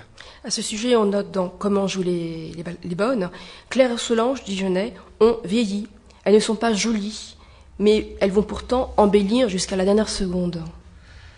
On this subject, we note in Comment jouer les bonnes, How to Play the Maids, Claire and Solange have grown older, are not pretty. They are not, nevertheless going to grow more attractive right up to the final second. Elles semblent appartenir à un autre siècle. Je cite Genet, leur teint est pâle. Elles sont donc fanées, mais avec élégance. Elles n'ont donc pas pourri. They seem to belong to another century. I quote, their complexion is pale, so they're faded, but with elegance they have not rotted away. Genet renverse aussitôt cette mention intéressante. Pourtant, dit-il, il faudra bien que la pourriture apparaisse moins quand elle crache leur rage que dans leur accès de tendresse. Genet immediately overturns this interesting note. However, it will be necessary for the rot to appear, less so when they spit out their rage than in their bursts of tenderness. Tout ce qui est utile est laid, écrit Théophile Gautier dans Mademoiselle de Maupin. Everything which is useful is ugly, writes Théophile Gautier in Mademoiselle de Maupin. Si la lesbienne incarne pour Gautier l'idée suprême de l'art, Genet, la lesbienne a une réelle fonction dramaturgique. If the lesbian incarnates for Gautier the supreme idea of art, in the work of Genet, the lesbian has a real dramatic function. Elle est l'héroïne du bordel, à la fois Maquerelle, Madame Irma, et la comptable, Carmen, dans le balcon. She is the heroine of the bordello, both the female pimp, Madame Irma, and the accountant, Carmen, in the balcony. Dans Les Bonnes, elle fait tourner la maison, fantasme sur la maîtresse. In The Maids, she keeps the house going, fantasizes about the mistress. Elle répond ainsi au cliché de la femme vierge et laide. In this way, she corresponds to the cliché of the ugly virgin woman. Genet insiste d'ailleurs sur la dimension asexuée des figures. Genet also insists on the asexual dimension of the figures. Il écrit « Les actrices ne doivent pas monter sur la scène avec leur érotisme naturel. » He writes, the actresses must not come onto the stage with their natural eroticism. Les comédiennes incarnant les sœurs doivent même se défaire de leur sexe. Je cite, « Les actrices sont donc priées, comme disait Grec, de ne pas poser leur con sur la table. » Image forte, ironique, puisque dans le théâtre grec, les rôles sont joués exclusivement par des hommes.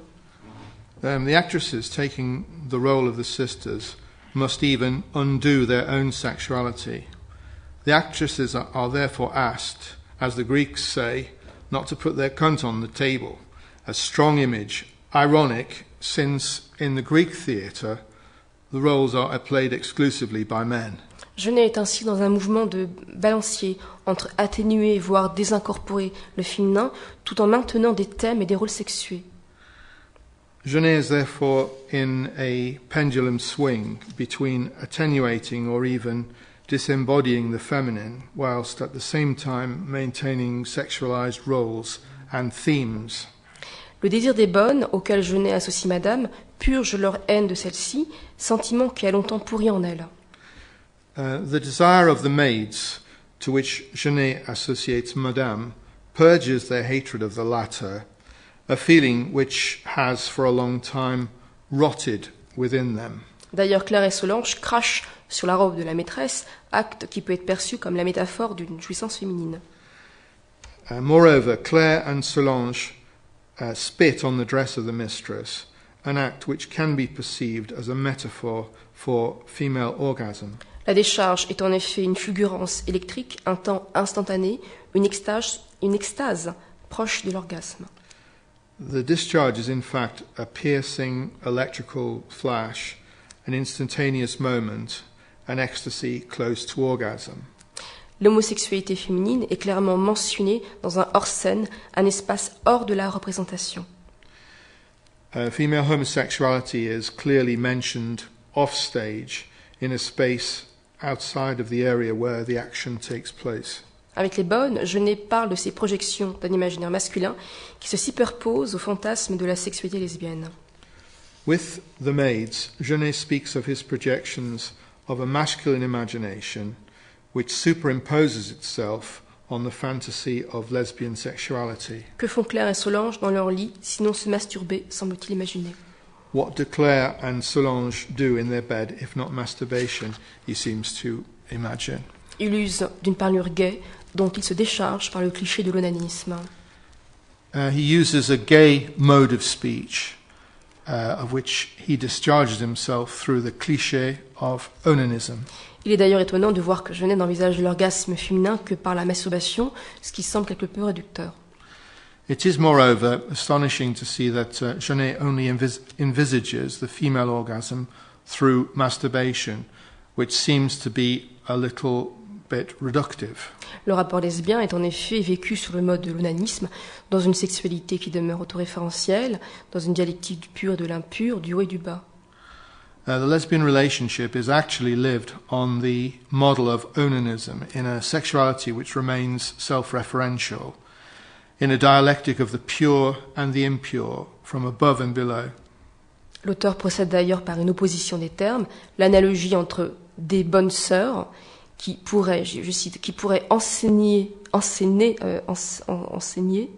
la piété dans une institution chrétienne, fin de la citation, vient court-circuiter la référence à la masturbation. Yeah.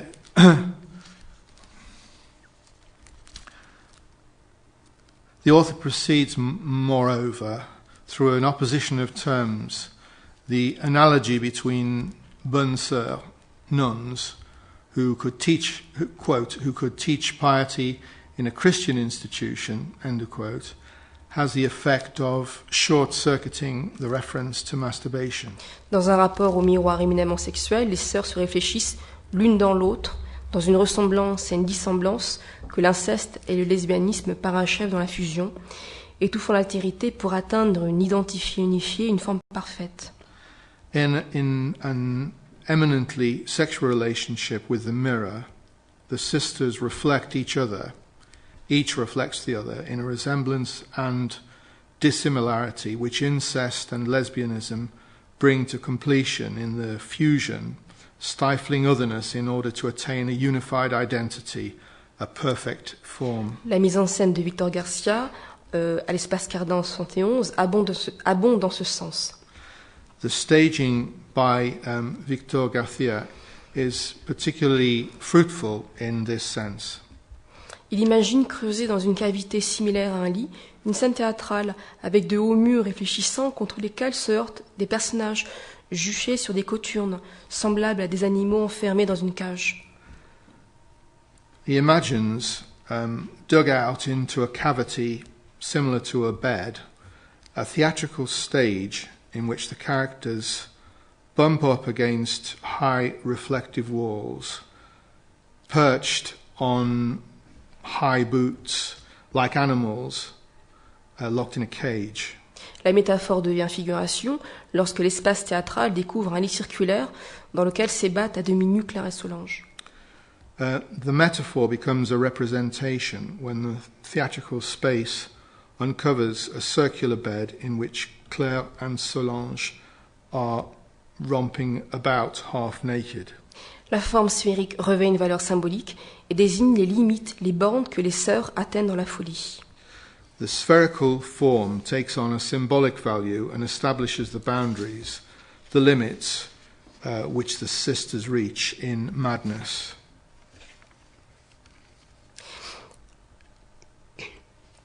L'identification se réalise dans ce que Octave Manoni nomme l'autre scène, c'est-à-dire un espace de l'imaginaire, un espace du désir qui procure aux sœurs une intense source de plaisir, une jouissance puisée dans le jeu.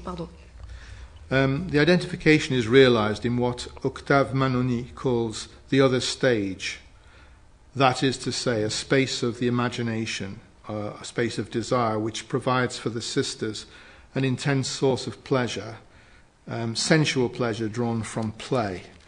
Enfin, il faut rappeler combien la relation lesbienne se cristallise sur Madame. En devenant la maîtresse, Claire déplace le désir et la haine éprouvée pour la sœur et montre que son mode de subjectivation est purement fantasmatique. Madame se transmue en un objet de désir déplacé en une image rêvée et sexuée. Finally, we must remember to what extent the lesbian relationship is crystallized on Madame, upon whom a displacement takes effect. By becoming the mistress, Claire displaces the desire and the hatred felt for the sister and shows that her mode of subjectification is based purely on fantasy.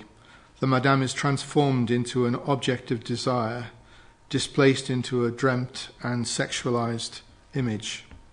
Peut-être que je vais un petit peu couper mon propos parce que le temps passe et on arrive directement à la page 11, si vous voulez bien, Peter. ici. Okay. Donc je coupe, je m'excuse, mais je pense que le temps passe. Donc le théâtre de Genet représente des existences en marge, des femmes qui sèment dans un boxon des sœurs incestueuses amoureuses, leurs patronnes. We'll just shorten the piece for reasons of time.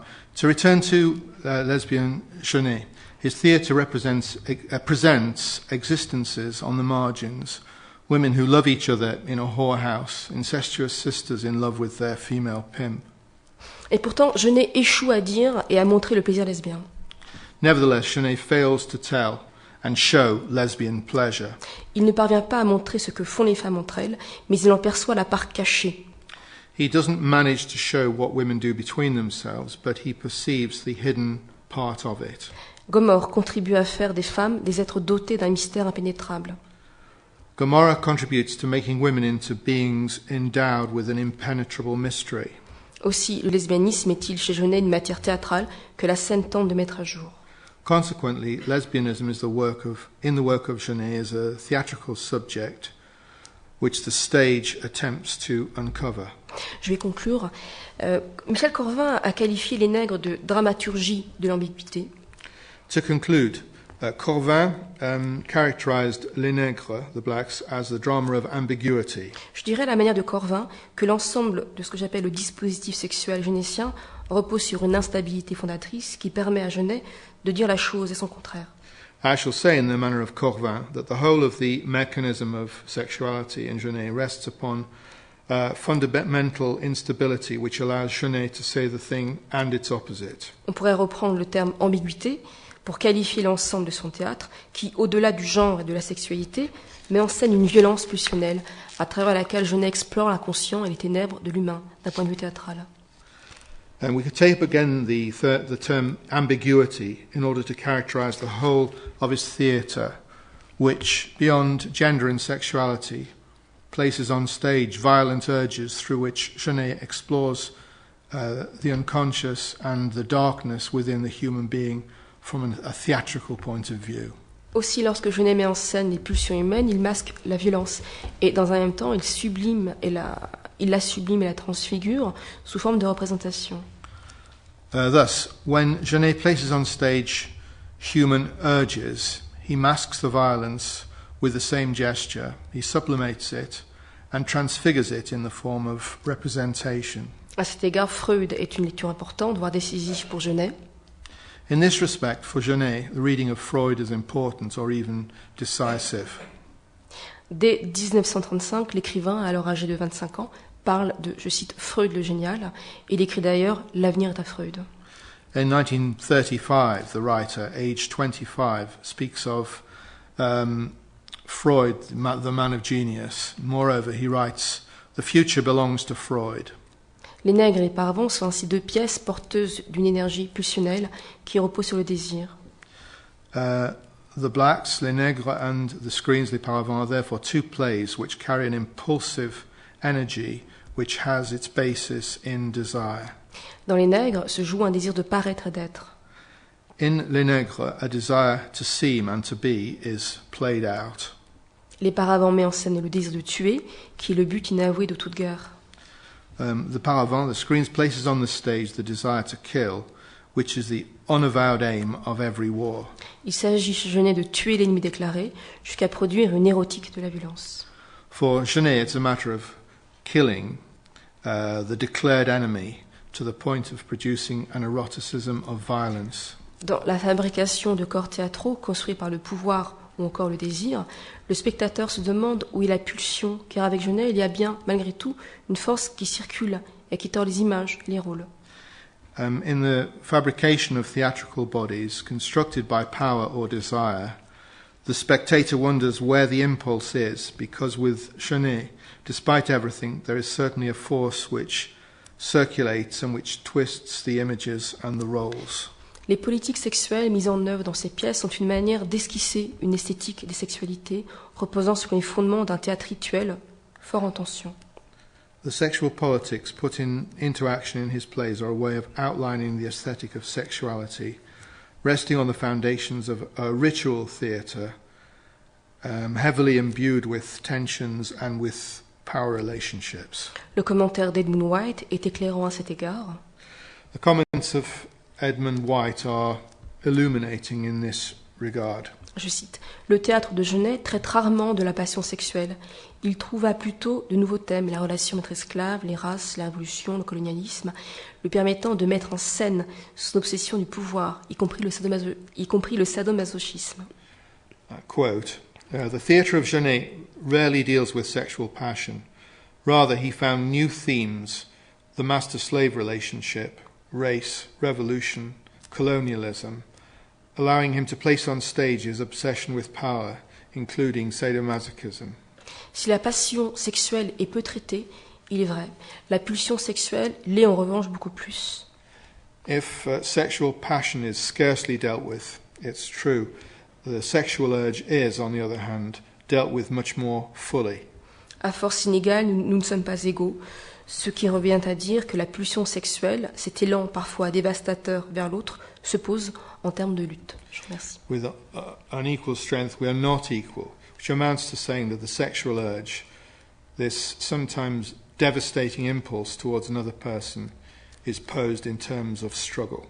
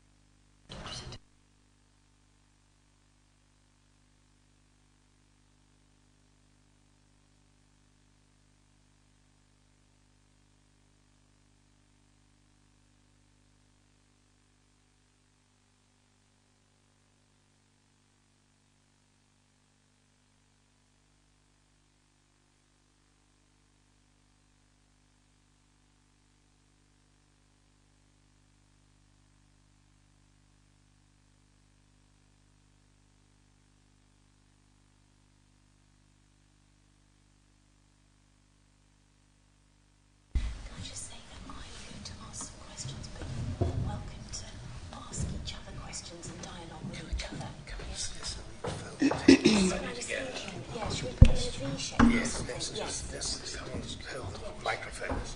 It's all right, everyone. We're going to just move the tables very briefly. We thought we'd move them into a V shape so that we can dialogue with each other. Is that going to be all right technically? Yeah? Okay.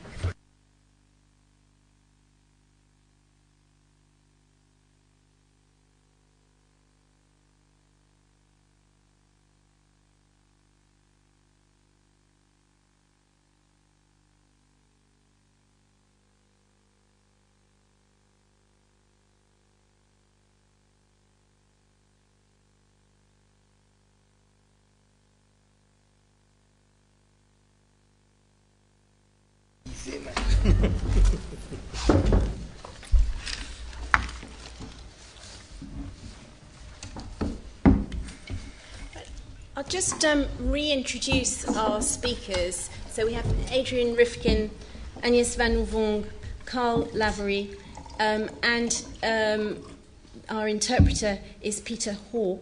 Yeah.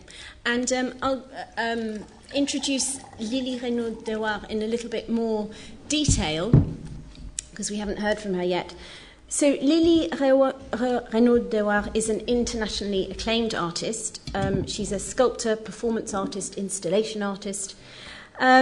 She's from France, and she has exhibited very widely, from the Kunsthalle in Basel to the Musée d'Art Contemporain de Bordeaux to the Calder Foundation in New York, and now in Nottingham Contemporary, where she's got this fabulous piece called, is it called Prisoner of Love? Am I right? No, it's called Four Walls, speaking of media, revolt and beauty. Or maybe revolt, media and beauty, I don't know. Right, okay. Thank you for that correction. So please do go and have a look at that if you haven't already.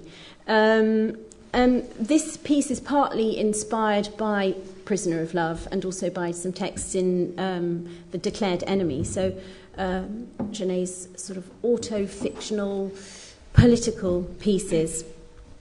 And as you can see from this piece here, in Nottingham Contemporary. She creates works that gravitate between sculpture and installation and between art and philosophy and politics. So I'd like to start actually by asking Lili if you could talk a little bit about your piece here at Nottingham Contemporary and also the piece that you're going to be performing this evening at 8 o'clock. People are interested. Yes. Yes. So it's a good transition also for me to speak right after Agnès. It will be difficult to stand up to the excellent, how do you call it? Talk level, yes. My speech will be much more prosaic. But it was also an interesting introduction, formally speaking, to the somehow poetic performance we will give tonight, because you were the two of you, Anya speaking and you translating, and that's something that we want to put in place. So to introduce briefly the performance, I worked also for the sculpture with poet Pierre Giquel, who is a long-time friend and also used to be my tutor in art school a long time ago. And Sabisha Friedberg, who is the voice of the walls. So they will both be performing, and I asked Pierre, I didn't really ask, but we discussed that, to write a piece around the work that is here, but of course also around Genet or next to Genet. Of course, it is also next to Genet because the voice of Sabisha is speaking Genet. I translated, but I'm not a translator, and I translated in a sort of brief period of time so that it keeps something that's circulating in a different way than an academic translation. And Sabisha reads again, so just to introduce you to how it's going to be. So it was a good thing to see. And maybe to talk a little bit about the sculpture or how we worked.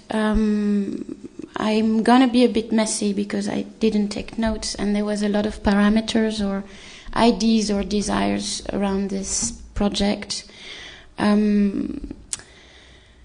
First of all, it is very interesting for me to have been invited in this exhibition by Alex, because Genet was very much in my mind. In many of the previous works I engaged, there was a sort of preliminary question that was very abstract when I started making work, was regarding the author of the work and also what the author of the work brings in the work. And so notions, of course, of identity were always there.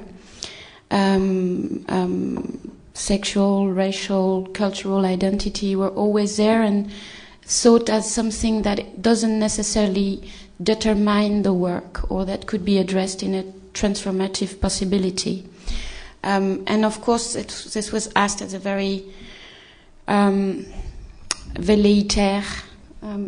It was a very fantasized idea when I started making work. But then, of course, I made work and encountered a series of realities and histories and facts. And so this process was very interesting and indeed transformative. And maybe it brought me back to my own baggage or something like this. So I think Genet is interesting also in this sense because the work is not particularly autobiographical, although it is also autobiographical, but it is also fantasized and used as a tool for transformation.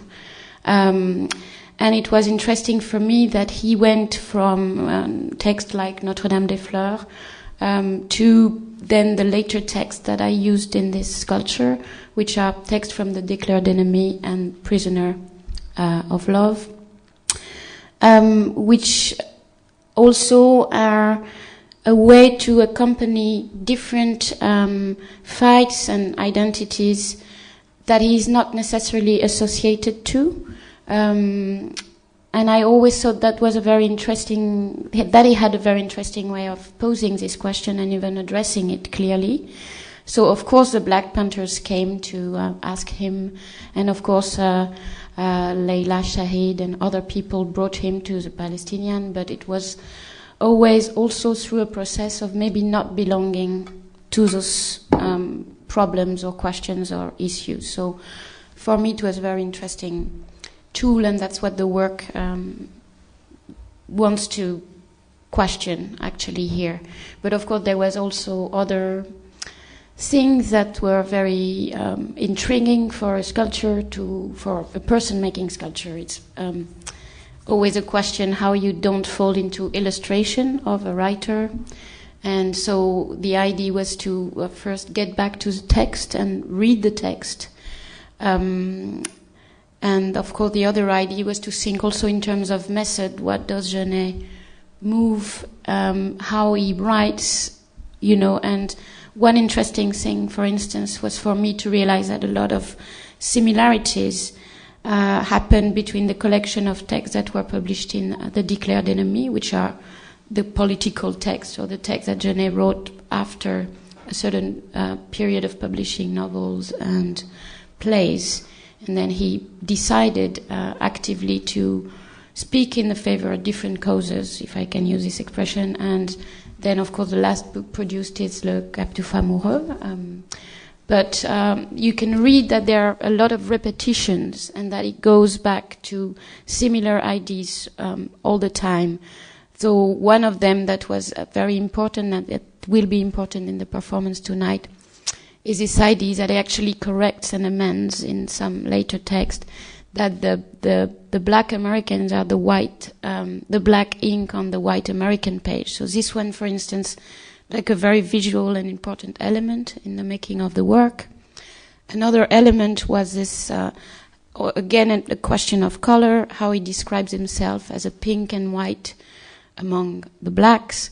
So the way we worked with Pierre was I needed to produce this work as being amongst people that I can trust and maybe that come from a different way of working, which is why I decided to work with Pierre and Sabisha.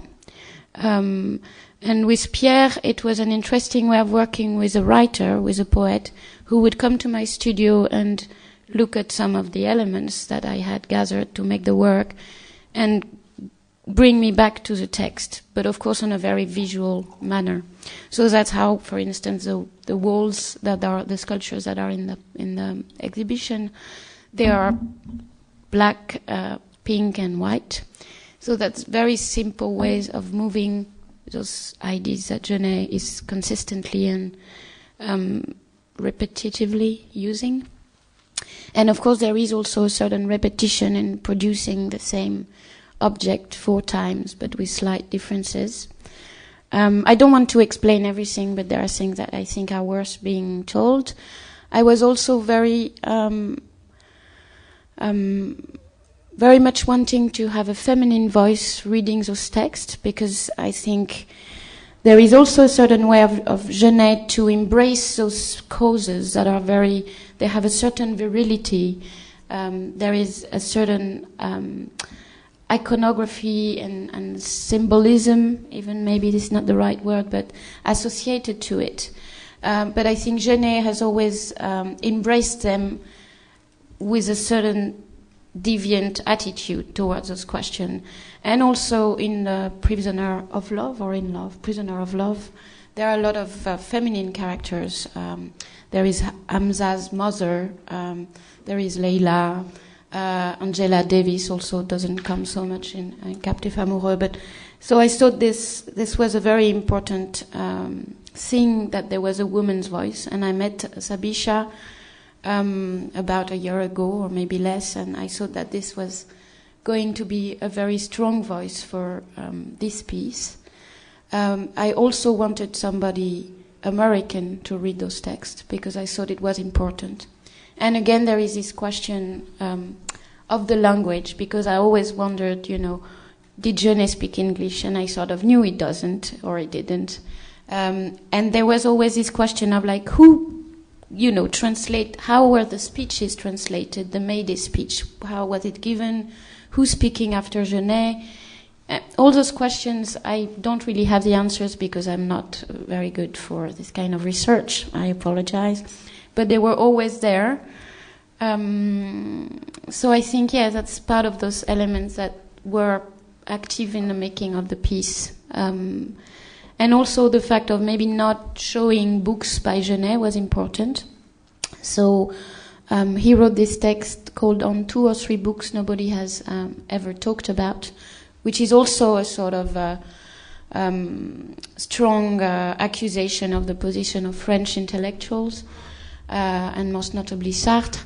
And he discusses books that were written on the condition of French immigrants, immigrés français, in the 70s. So there's Tahar Benjaloun, Nabil Fares, Ahmed, and I can't remember the fourth one. Anyway, you can see it in the sculpture, sorry. So it was also important to open what Genet is actually reading and asking people to read in the sculpture, because I think there's already a lot of material, that's accessible. So I'm not sure this is a good way to explain the sculpture, but it's important in the sense of that making a sculpture like this is also, it can be really like a trap, because you can fall into describing something, illustrating something that doesn't actually give any clues or anything more than what is already existing. So to me it was a very particular process, although I've already before used this kind of figures, but I think I'll maybe stop here because it's long. Thank you. Thank you. I'm going to make a link really and invite the other speakers to comment. Carl mentioned, Carl's paper in a way was addressing the idea of how we write about Genet. And Carl, you started by saying maybe it's easier to talk about Genet, or it's more effective to talk about Genet in a sculpture, in an installation, in a performance piece, rather than in an academically written paper. And I just have got a question for all of you in a way. What are the problems, what are the difficulties of writing about Genet? And yes, you mentioned this idea of a dramaturgy of ambiguity. There's this idea of ambiguity recurred throughout your presentation. So, how do we write about? How do we understand? How do we draw conclusions about something that a writer who is so ambiguous? So that's a question really for any of you. Perhaps, Carl, you could start because of this dispositif, this format that you chose to adopt. Yeah, I was quite interested in. It strikes me that, like we know that, it strikes me that everything that. Can you hear Carl? Okay. Is that okay? Yeah. My name's Johnny Cash. It struck me as being quite interesting that language, as we know, works in a very kind of logical, sequential way, and you can't say two things really at the same time. I think you can maybe do that in the theatre. I think actors can show that they're in two places. And I was trying really to think about, how could I write about Genet in a way that wasn't kind of academic and trying to explain everything and trying to create a unitary argument. So I tried to move away from that and to think about what I think. I've been talking to Alex about the exhibition. What I like very much about the exhibition is that I think it's kind of resonant. So rather than trying to pin things down or explain things or make things logical and sequential, and I think that Lily's exhibition does that very strongly, is that there's a sense in which that you might be able to put everything together in a kind of resonance in a wave. And I think that's kind of how Genet writes, in waves. I was very taken by Adrian's comment where he said that you just don't know what to expect. So I remember in Prisoner of Love, one of the images that's always blown my head away is where he talks about, I think it's the funeral of Nasser. And then he's talking about people holding Nasser's coffin. And then he talks about the All Blacks in, the rugby team. And it's just such a ridiculous juxtaposition of the All Blacks and Nasser. Very strange. And so I think that kind of idea of that maybe that we might experience the world through waves and bits and pieces was what I was in some ways trying to do. And then the second thing is that the little quote, which I know that you like, and we've talked about that Genet doesn't want to explain anything, but he wants to inflame you. and that I kind of wonder that maybe Genet and maybe artists in general, maybe that I'm quite interested in the idea that first of all that they're thinkers. I think artists are thinkers. They're great phenomenologists. They offer different experiences of perception. And I was quite interested, really, and am interested in how we practice writers. So rather than art being something which is out there and that we just experience and enjoy or maybe leave, I'm quite interested in how we might do art or how we might do writing, which I think is an act. So that's what I was trying to do. Je répondrai à ta question, Claire, en disant que peut-être la difficulté d'écrire sur Genet, c'est de laisser de côté son genre, justement. The difficulty with Genet is leaving the gender outside of the issue. Je rebondis sur ce que vous avez dit, Lily Renaud Dewer, sur votre posture d'artiste femme. Je ne sais pas si c'est vraiment le terme exact. I wanted to come back on to refer to what you'd said about your position. I don't know if it's the exact term, as a position of a female artist, a woman artist. Vous avez raison de souligner qu'un captif amoureux, ainsi que le théâtre, ménage une ouverture à l'altérité féminine, parce que c'est vrai que les romans sont exclusivement fréquentés par des hommes, si je puis dire. Referring to various elements of the work, that the works are populated or made fecund by men. Et en tant que chercheuse femme, justement, la grande difficulté que j'ai eue moi personnellement, c'était d'être projetée dans un univers masculin un peu violent. The great difficulty I had as a woman was to be projected into a masculine milieu. Et on s'aperçoit en fréquentant son œuvre que ça résiste. You notice in looking at his work that there is a resistance there. Il y a une place pour tous, au fond, c'est un peu... There is a place there for everyone, fundamentally. Pour ma part, j'ai identifié des figures que j'appelle polymorphiques. And for myself, I identify with figures that I call polymorphic. Qui permettent de circuler à travers les identités. Who allow one to circulate through different identities. Au-delà des questions de genre, Genet s'adresse à tous les hommes et à toutes les femmes. And in relation to gender, Genet addresses himself to all men and to all women. Pour autant, il n'a pas un discours universel. Nevertheless, there's not a universal discourse. Yes, I got. I think there's one thing I want to say about Genet and Colette, actually. Which, can you hear, or is that okay? Which I'm just going to throw in and say that I think this is a question one has to think about, because I'm kind of opposed to any sort of literalism. I'm sort of opposed to the idea that if you read Genet and there's a dick and a fuck, that's what you see, or that's what you hear.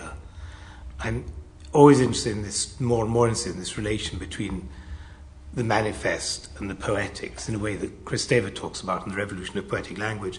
So what I want to just throw in about Genet and Colette is that somehow, although they both constantly talk about sexual and gender relations, their texts operate slightly before the formation of gender. They seem to have some relationship, between Lacanian terms, there's some kind of strange relationship between the drive and the symbolic, in which a lot of other material is short-circuited. So in a sense, I'd want to say that in reading them, they might enable one to think in the same way that Freud does. But to analyze them psychoanalytically will fall flat on its face, or may fall flat on its face, or result in rather crude formulations. Having said that, I just want to, in reply to your question, just quickly read a bit from 3 American academic articles on Genet. Leo Bersani, the really famous one, The Sexual Outlaw, 1984, I think. Betrayal is an ethical necessity. This difficult and repugnant truth is bound to be the major tumbling block for anyone interested in Jean Genet.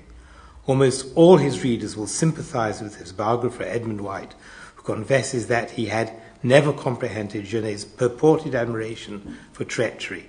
I recognize that a prisoner might be forced to betray his friends, but how one can be proud for such a failings. So, in a way, that's it. Bersani has a moralistic agenda, and he explores it. Finished. And he goes through it in a way that becomes unbelievably complicated at points and extremely illuminating at others, and in which he reaches a canonical installation of Genet in the canon, what we call gestures of negation, of redemption, with the fuck at the end of Pompe Funèbre, in which both characters project themselves beyond convention.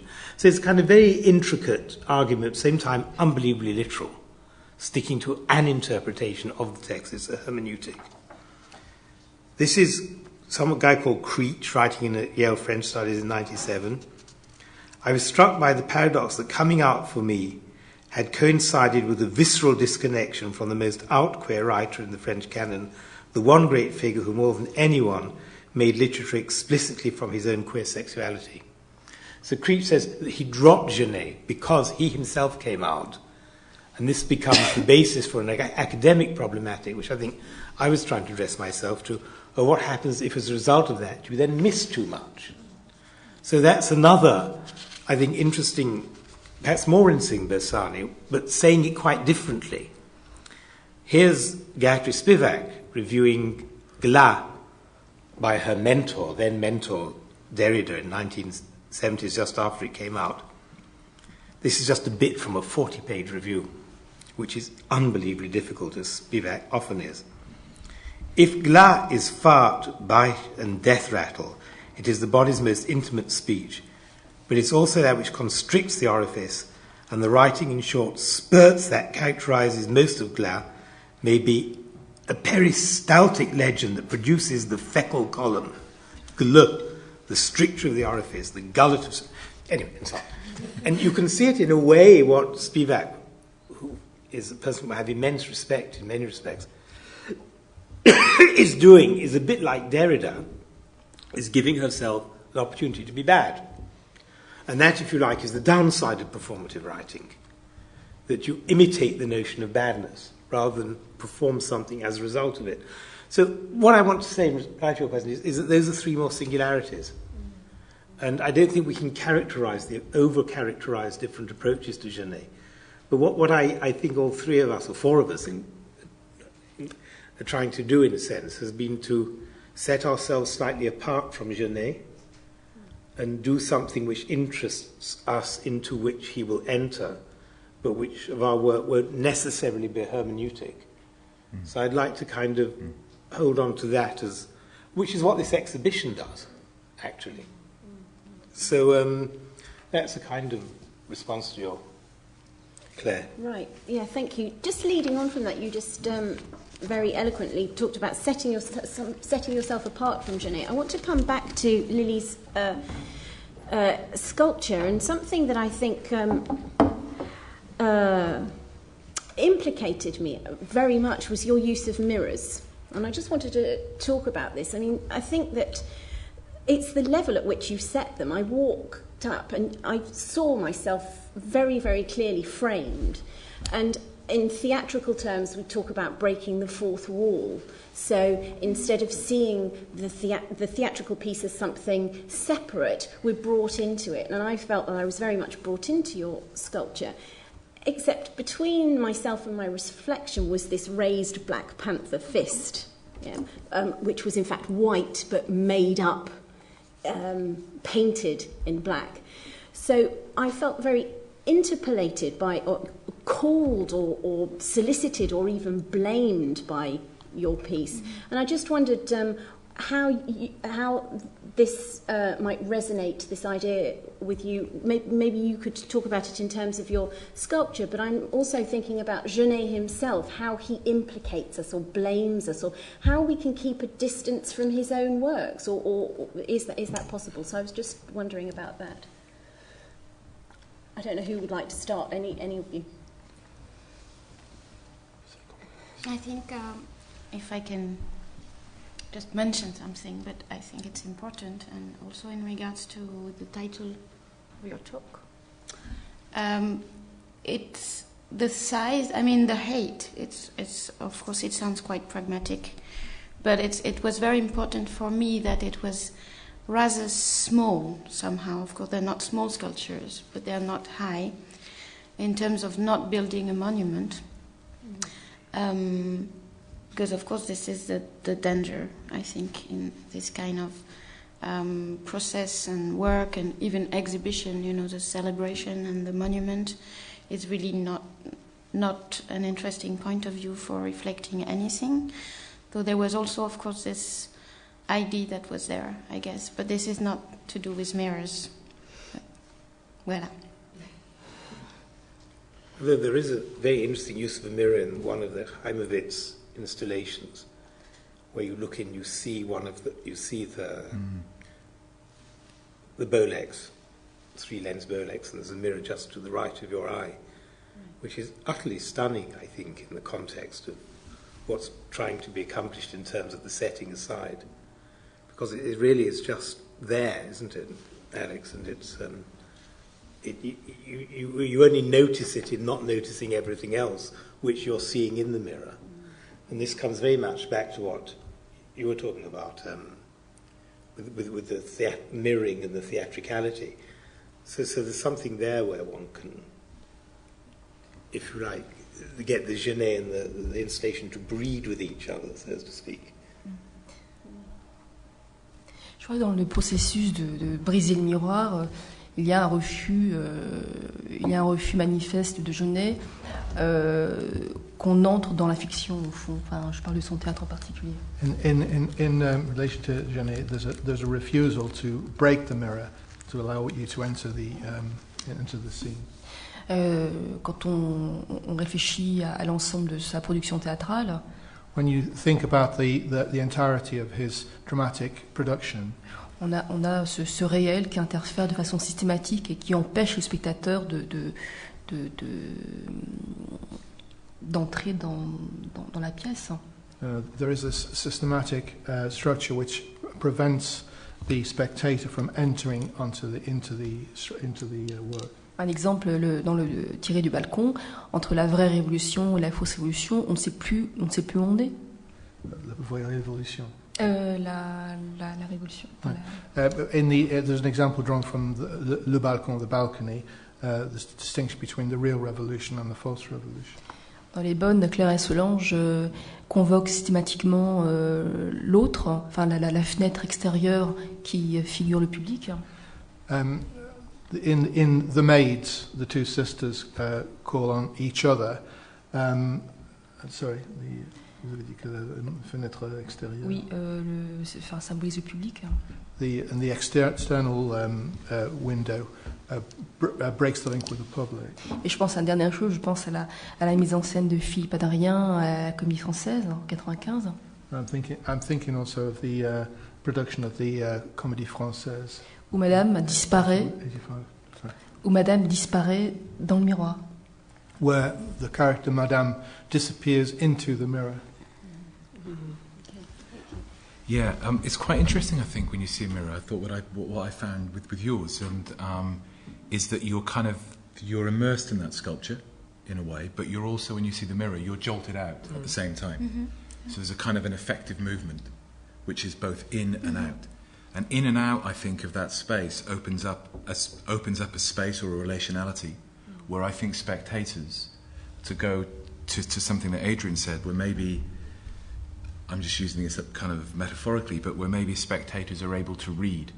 And in that reading, they might well read themselves as much as they might well read the work. Yeah. And it might be in that space of relationality, in the jolt which you're in and out at the same time, which allows you to, almost what Genet says when he reads Proust, that he's exhausted reading Proust, because as much as he's reading Proust, he's reading himself. And that's what I think kind of reading is. So I think there's something incredible in that. And to go back to what you were saying, Agnès, which I find fascinating, the images I showed were of the balcony, I think it was in 1972, 1973, which I maybe should have explained, but I didn't, were of Victor Garcia's production of the play, where it's kind of all done in a huge vertical space. It was done in Sao Paulo. And it's quite interesting with Genet, because often when I see the plays, I'm often left hugely disappointed, because I can't get close. There's a huge disappointment in Genet because you can't get close to it, which almost Genet sort of, and it's quite interesting in the images that he uses, he's always trying to flatten things out. And again, it's a little note that I made of Adrian's paper, that Adrian said that Genet is a screen, and it seems to be that what was a big breakthrough for me in trying to understand Genet was actually everything's horizontal and in its arrangement of surfaces. So that's... But it's also interesting in relation to that and the notion of screen and mirrors, because the specific excerpt you showed of Fassbinder, I think, Fassbinder was so familiar to the use of mirrors in cinema, but I think it's this particular film where he uses it in the most sophisticated way, and it's true that it also brings to think of Genet in terms of even, cinema and cinematographic construction. But also something about the mirrors, or failed mirroring perhaps, as a kind of device in the writing too. Because I was thinking of a very powerful passage in Notre Dame des Fleurs, and this brings back a bit to your question of the lesbian and the gay male sex as the paradigm, which I think is partly because Genet is orally fixated, isn't it? The mouth has to be filled. That's why he always talks about dick size and teeth. Always, and throat shape. But there's a bit in Notre Dame des Fleurs where Darling is face-fucking divine, and Seth Gogui fucks Darling while he's doing it. So that he feels sex in his throat through the vibrations of... This is commonplace on the internet. I mean, it's nothing astonishing again now, but it's a scene of immense powerfulness, because at that point, Divine undergoes total gender disformation and no longer knows who he is or what is sex at all, actually. And that's kind of like kind of failed mirroring, I think, because of the double penetration. There isn't a mirroring. There isn't who is penetrating whom in the end. The chain doesn't work as a mirror. And that's, if you like, is a grammatical chain, or saying in the horizontal. And the depth, and that flattening out of the depth of the double penetration into the horizontal in the text, is as if Genet has already foreseen what we're now trying to talk about, I think. I find that quite interesting, to think about the mirror as something which isn't just where there's a mirror, but where there's another kind of process where things aren't or are given back to each other. Can I just speak to that a second? Yeah. I'm quite... it's interesting what you say, in the Rembrandt text, I think he talks, I could be imagining this, but when he writes the text about Rembrandt's paintings, he almost sees Rembrandt pointing forward to him and suggesting that Rembrandt's been there before him and accusing him. In the same way that we would be speaking about, Genet has almost foretold what we might be speaking about. Rembrandt seems to foretell what Genet is going through looking into his paintings. So the mirror then is not a mirror of art, but the art possibly becomes an accusation of you. Can I just open it out now? I wonder if there are any questions. We haven't got very much time, but any questions from the public? Can I just carry on this? Yeah. Add something to your question, which began with this question to Lily about the mirror and how you become part of the work. And before the plays, his novels are also marked by the use of the second person singular, which is really particular. And you, first person singular as a reader, is the enemy. It's not a dear reader. Yeah. The singular reader stands for the society that's being rejected, that is going to be repulsed by what's being described. And I wonder if that seems a pretty singular device in literature, my reading experience, and I wonder if that's something... Yeah, certainly the editors corrected it. When they first saw the manuscript, they saw the vous, and they said, sorry, you must have made a mistake here. Yeah. And they corrected it, and Genet said, no, I definitely wanted to say you. Yeah. So I think at the time it probably was fairly singular. Yeah. It's interesting too, I think, this to go to the work by the Otolith group in the exhibition, which again I find quite extraordinary, and just reading something that they talked about in one of their kind of conversations, a trialogue, and they were kind of quite fascinated in trying to create a political work that wasn't about identification and wasn't about witnessing. And it seems that what's being said here might be an alternative way of thinking about something which isn't a representation which leads to identification with the thing, and something which isn't about a witnessing, it might be doing something else. maybe a kind of more complex energetics or something. Do you think, if any of the public are here when Kojo Escher comes up on one of his visits, it may be worth pressing him about a film called Death May Be Your Santa Claus, which he's written about, which is the only British Black Power movie of 1969, and where, again, these issues come up. And, of course, they knew Genet. I mean, he knew of Genet. Genet was a hero, if you like. But actually, that problem is, how can you have a heterosexual revolution? Now, if you like, that was a question Frankie couldn't ask himself, any more than Bobby Seale could. How can you have a heterosexual revolution? And that's the point where Genet has to stand aside from revolution, because it's inconceivable, a heterosexual revolution. Absolutely inconceivable.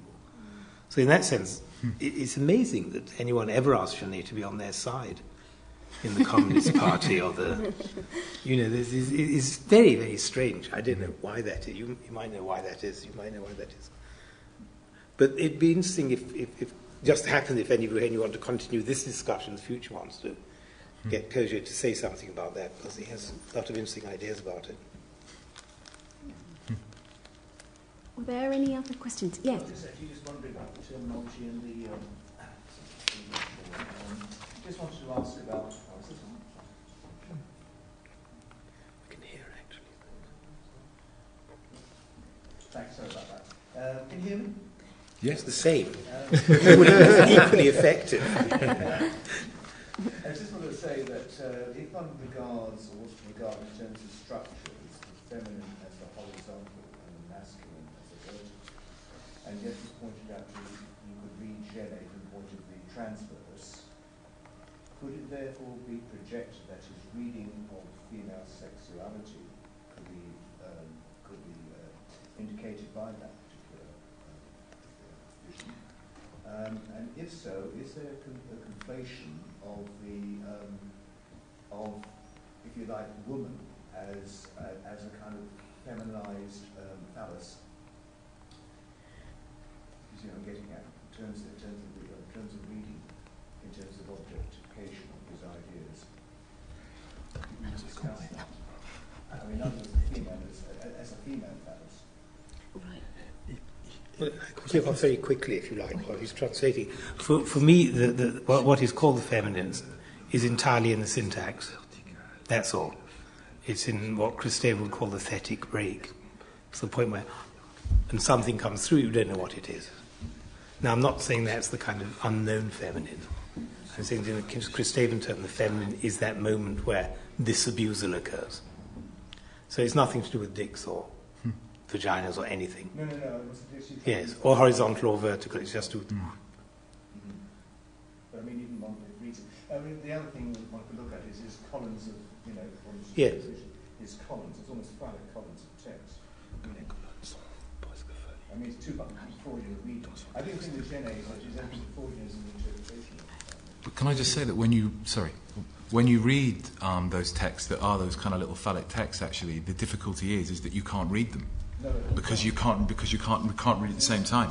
Absolutely, and there are also gaps between them. Yeah, there's always that space which could. So you disengage all the time. Yeah. There you are, the original edition in columns already, in 43, 46. Agnès, did you want to address that question? Le phallus féminisé, pourquoi pas? Feminized phallus, why not? Exactly.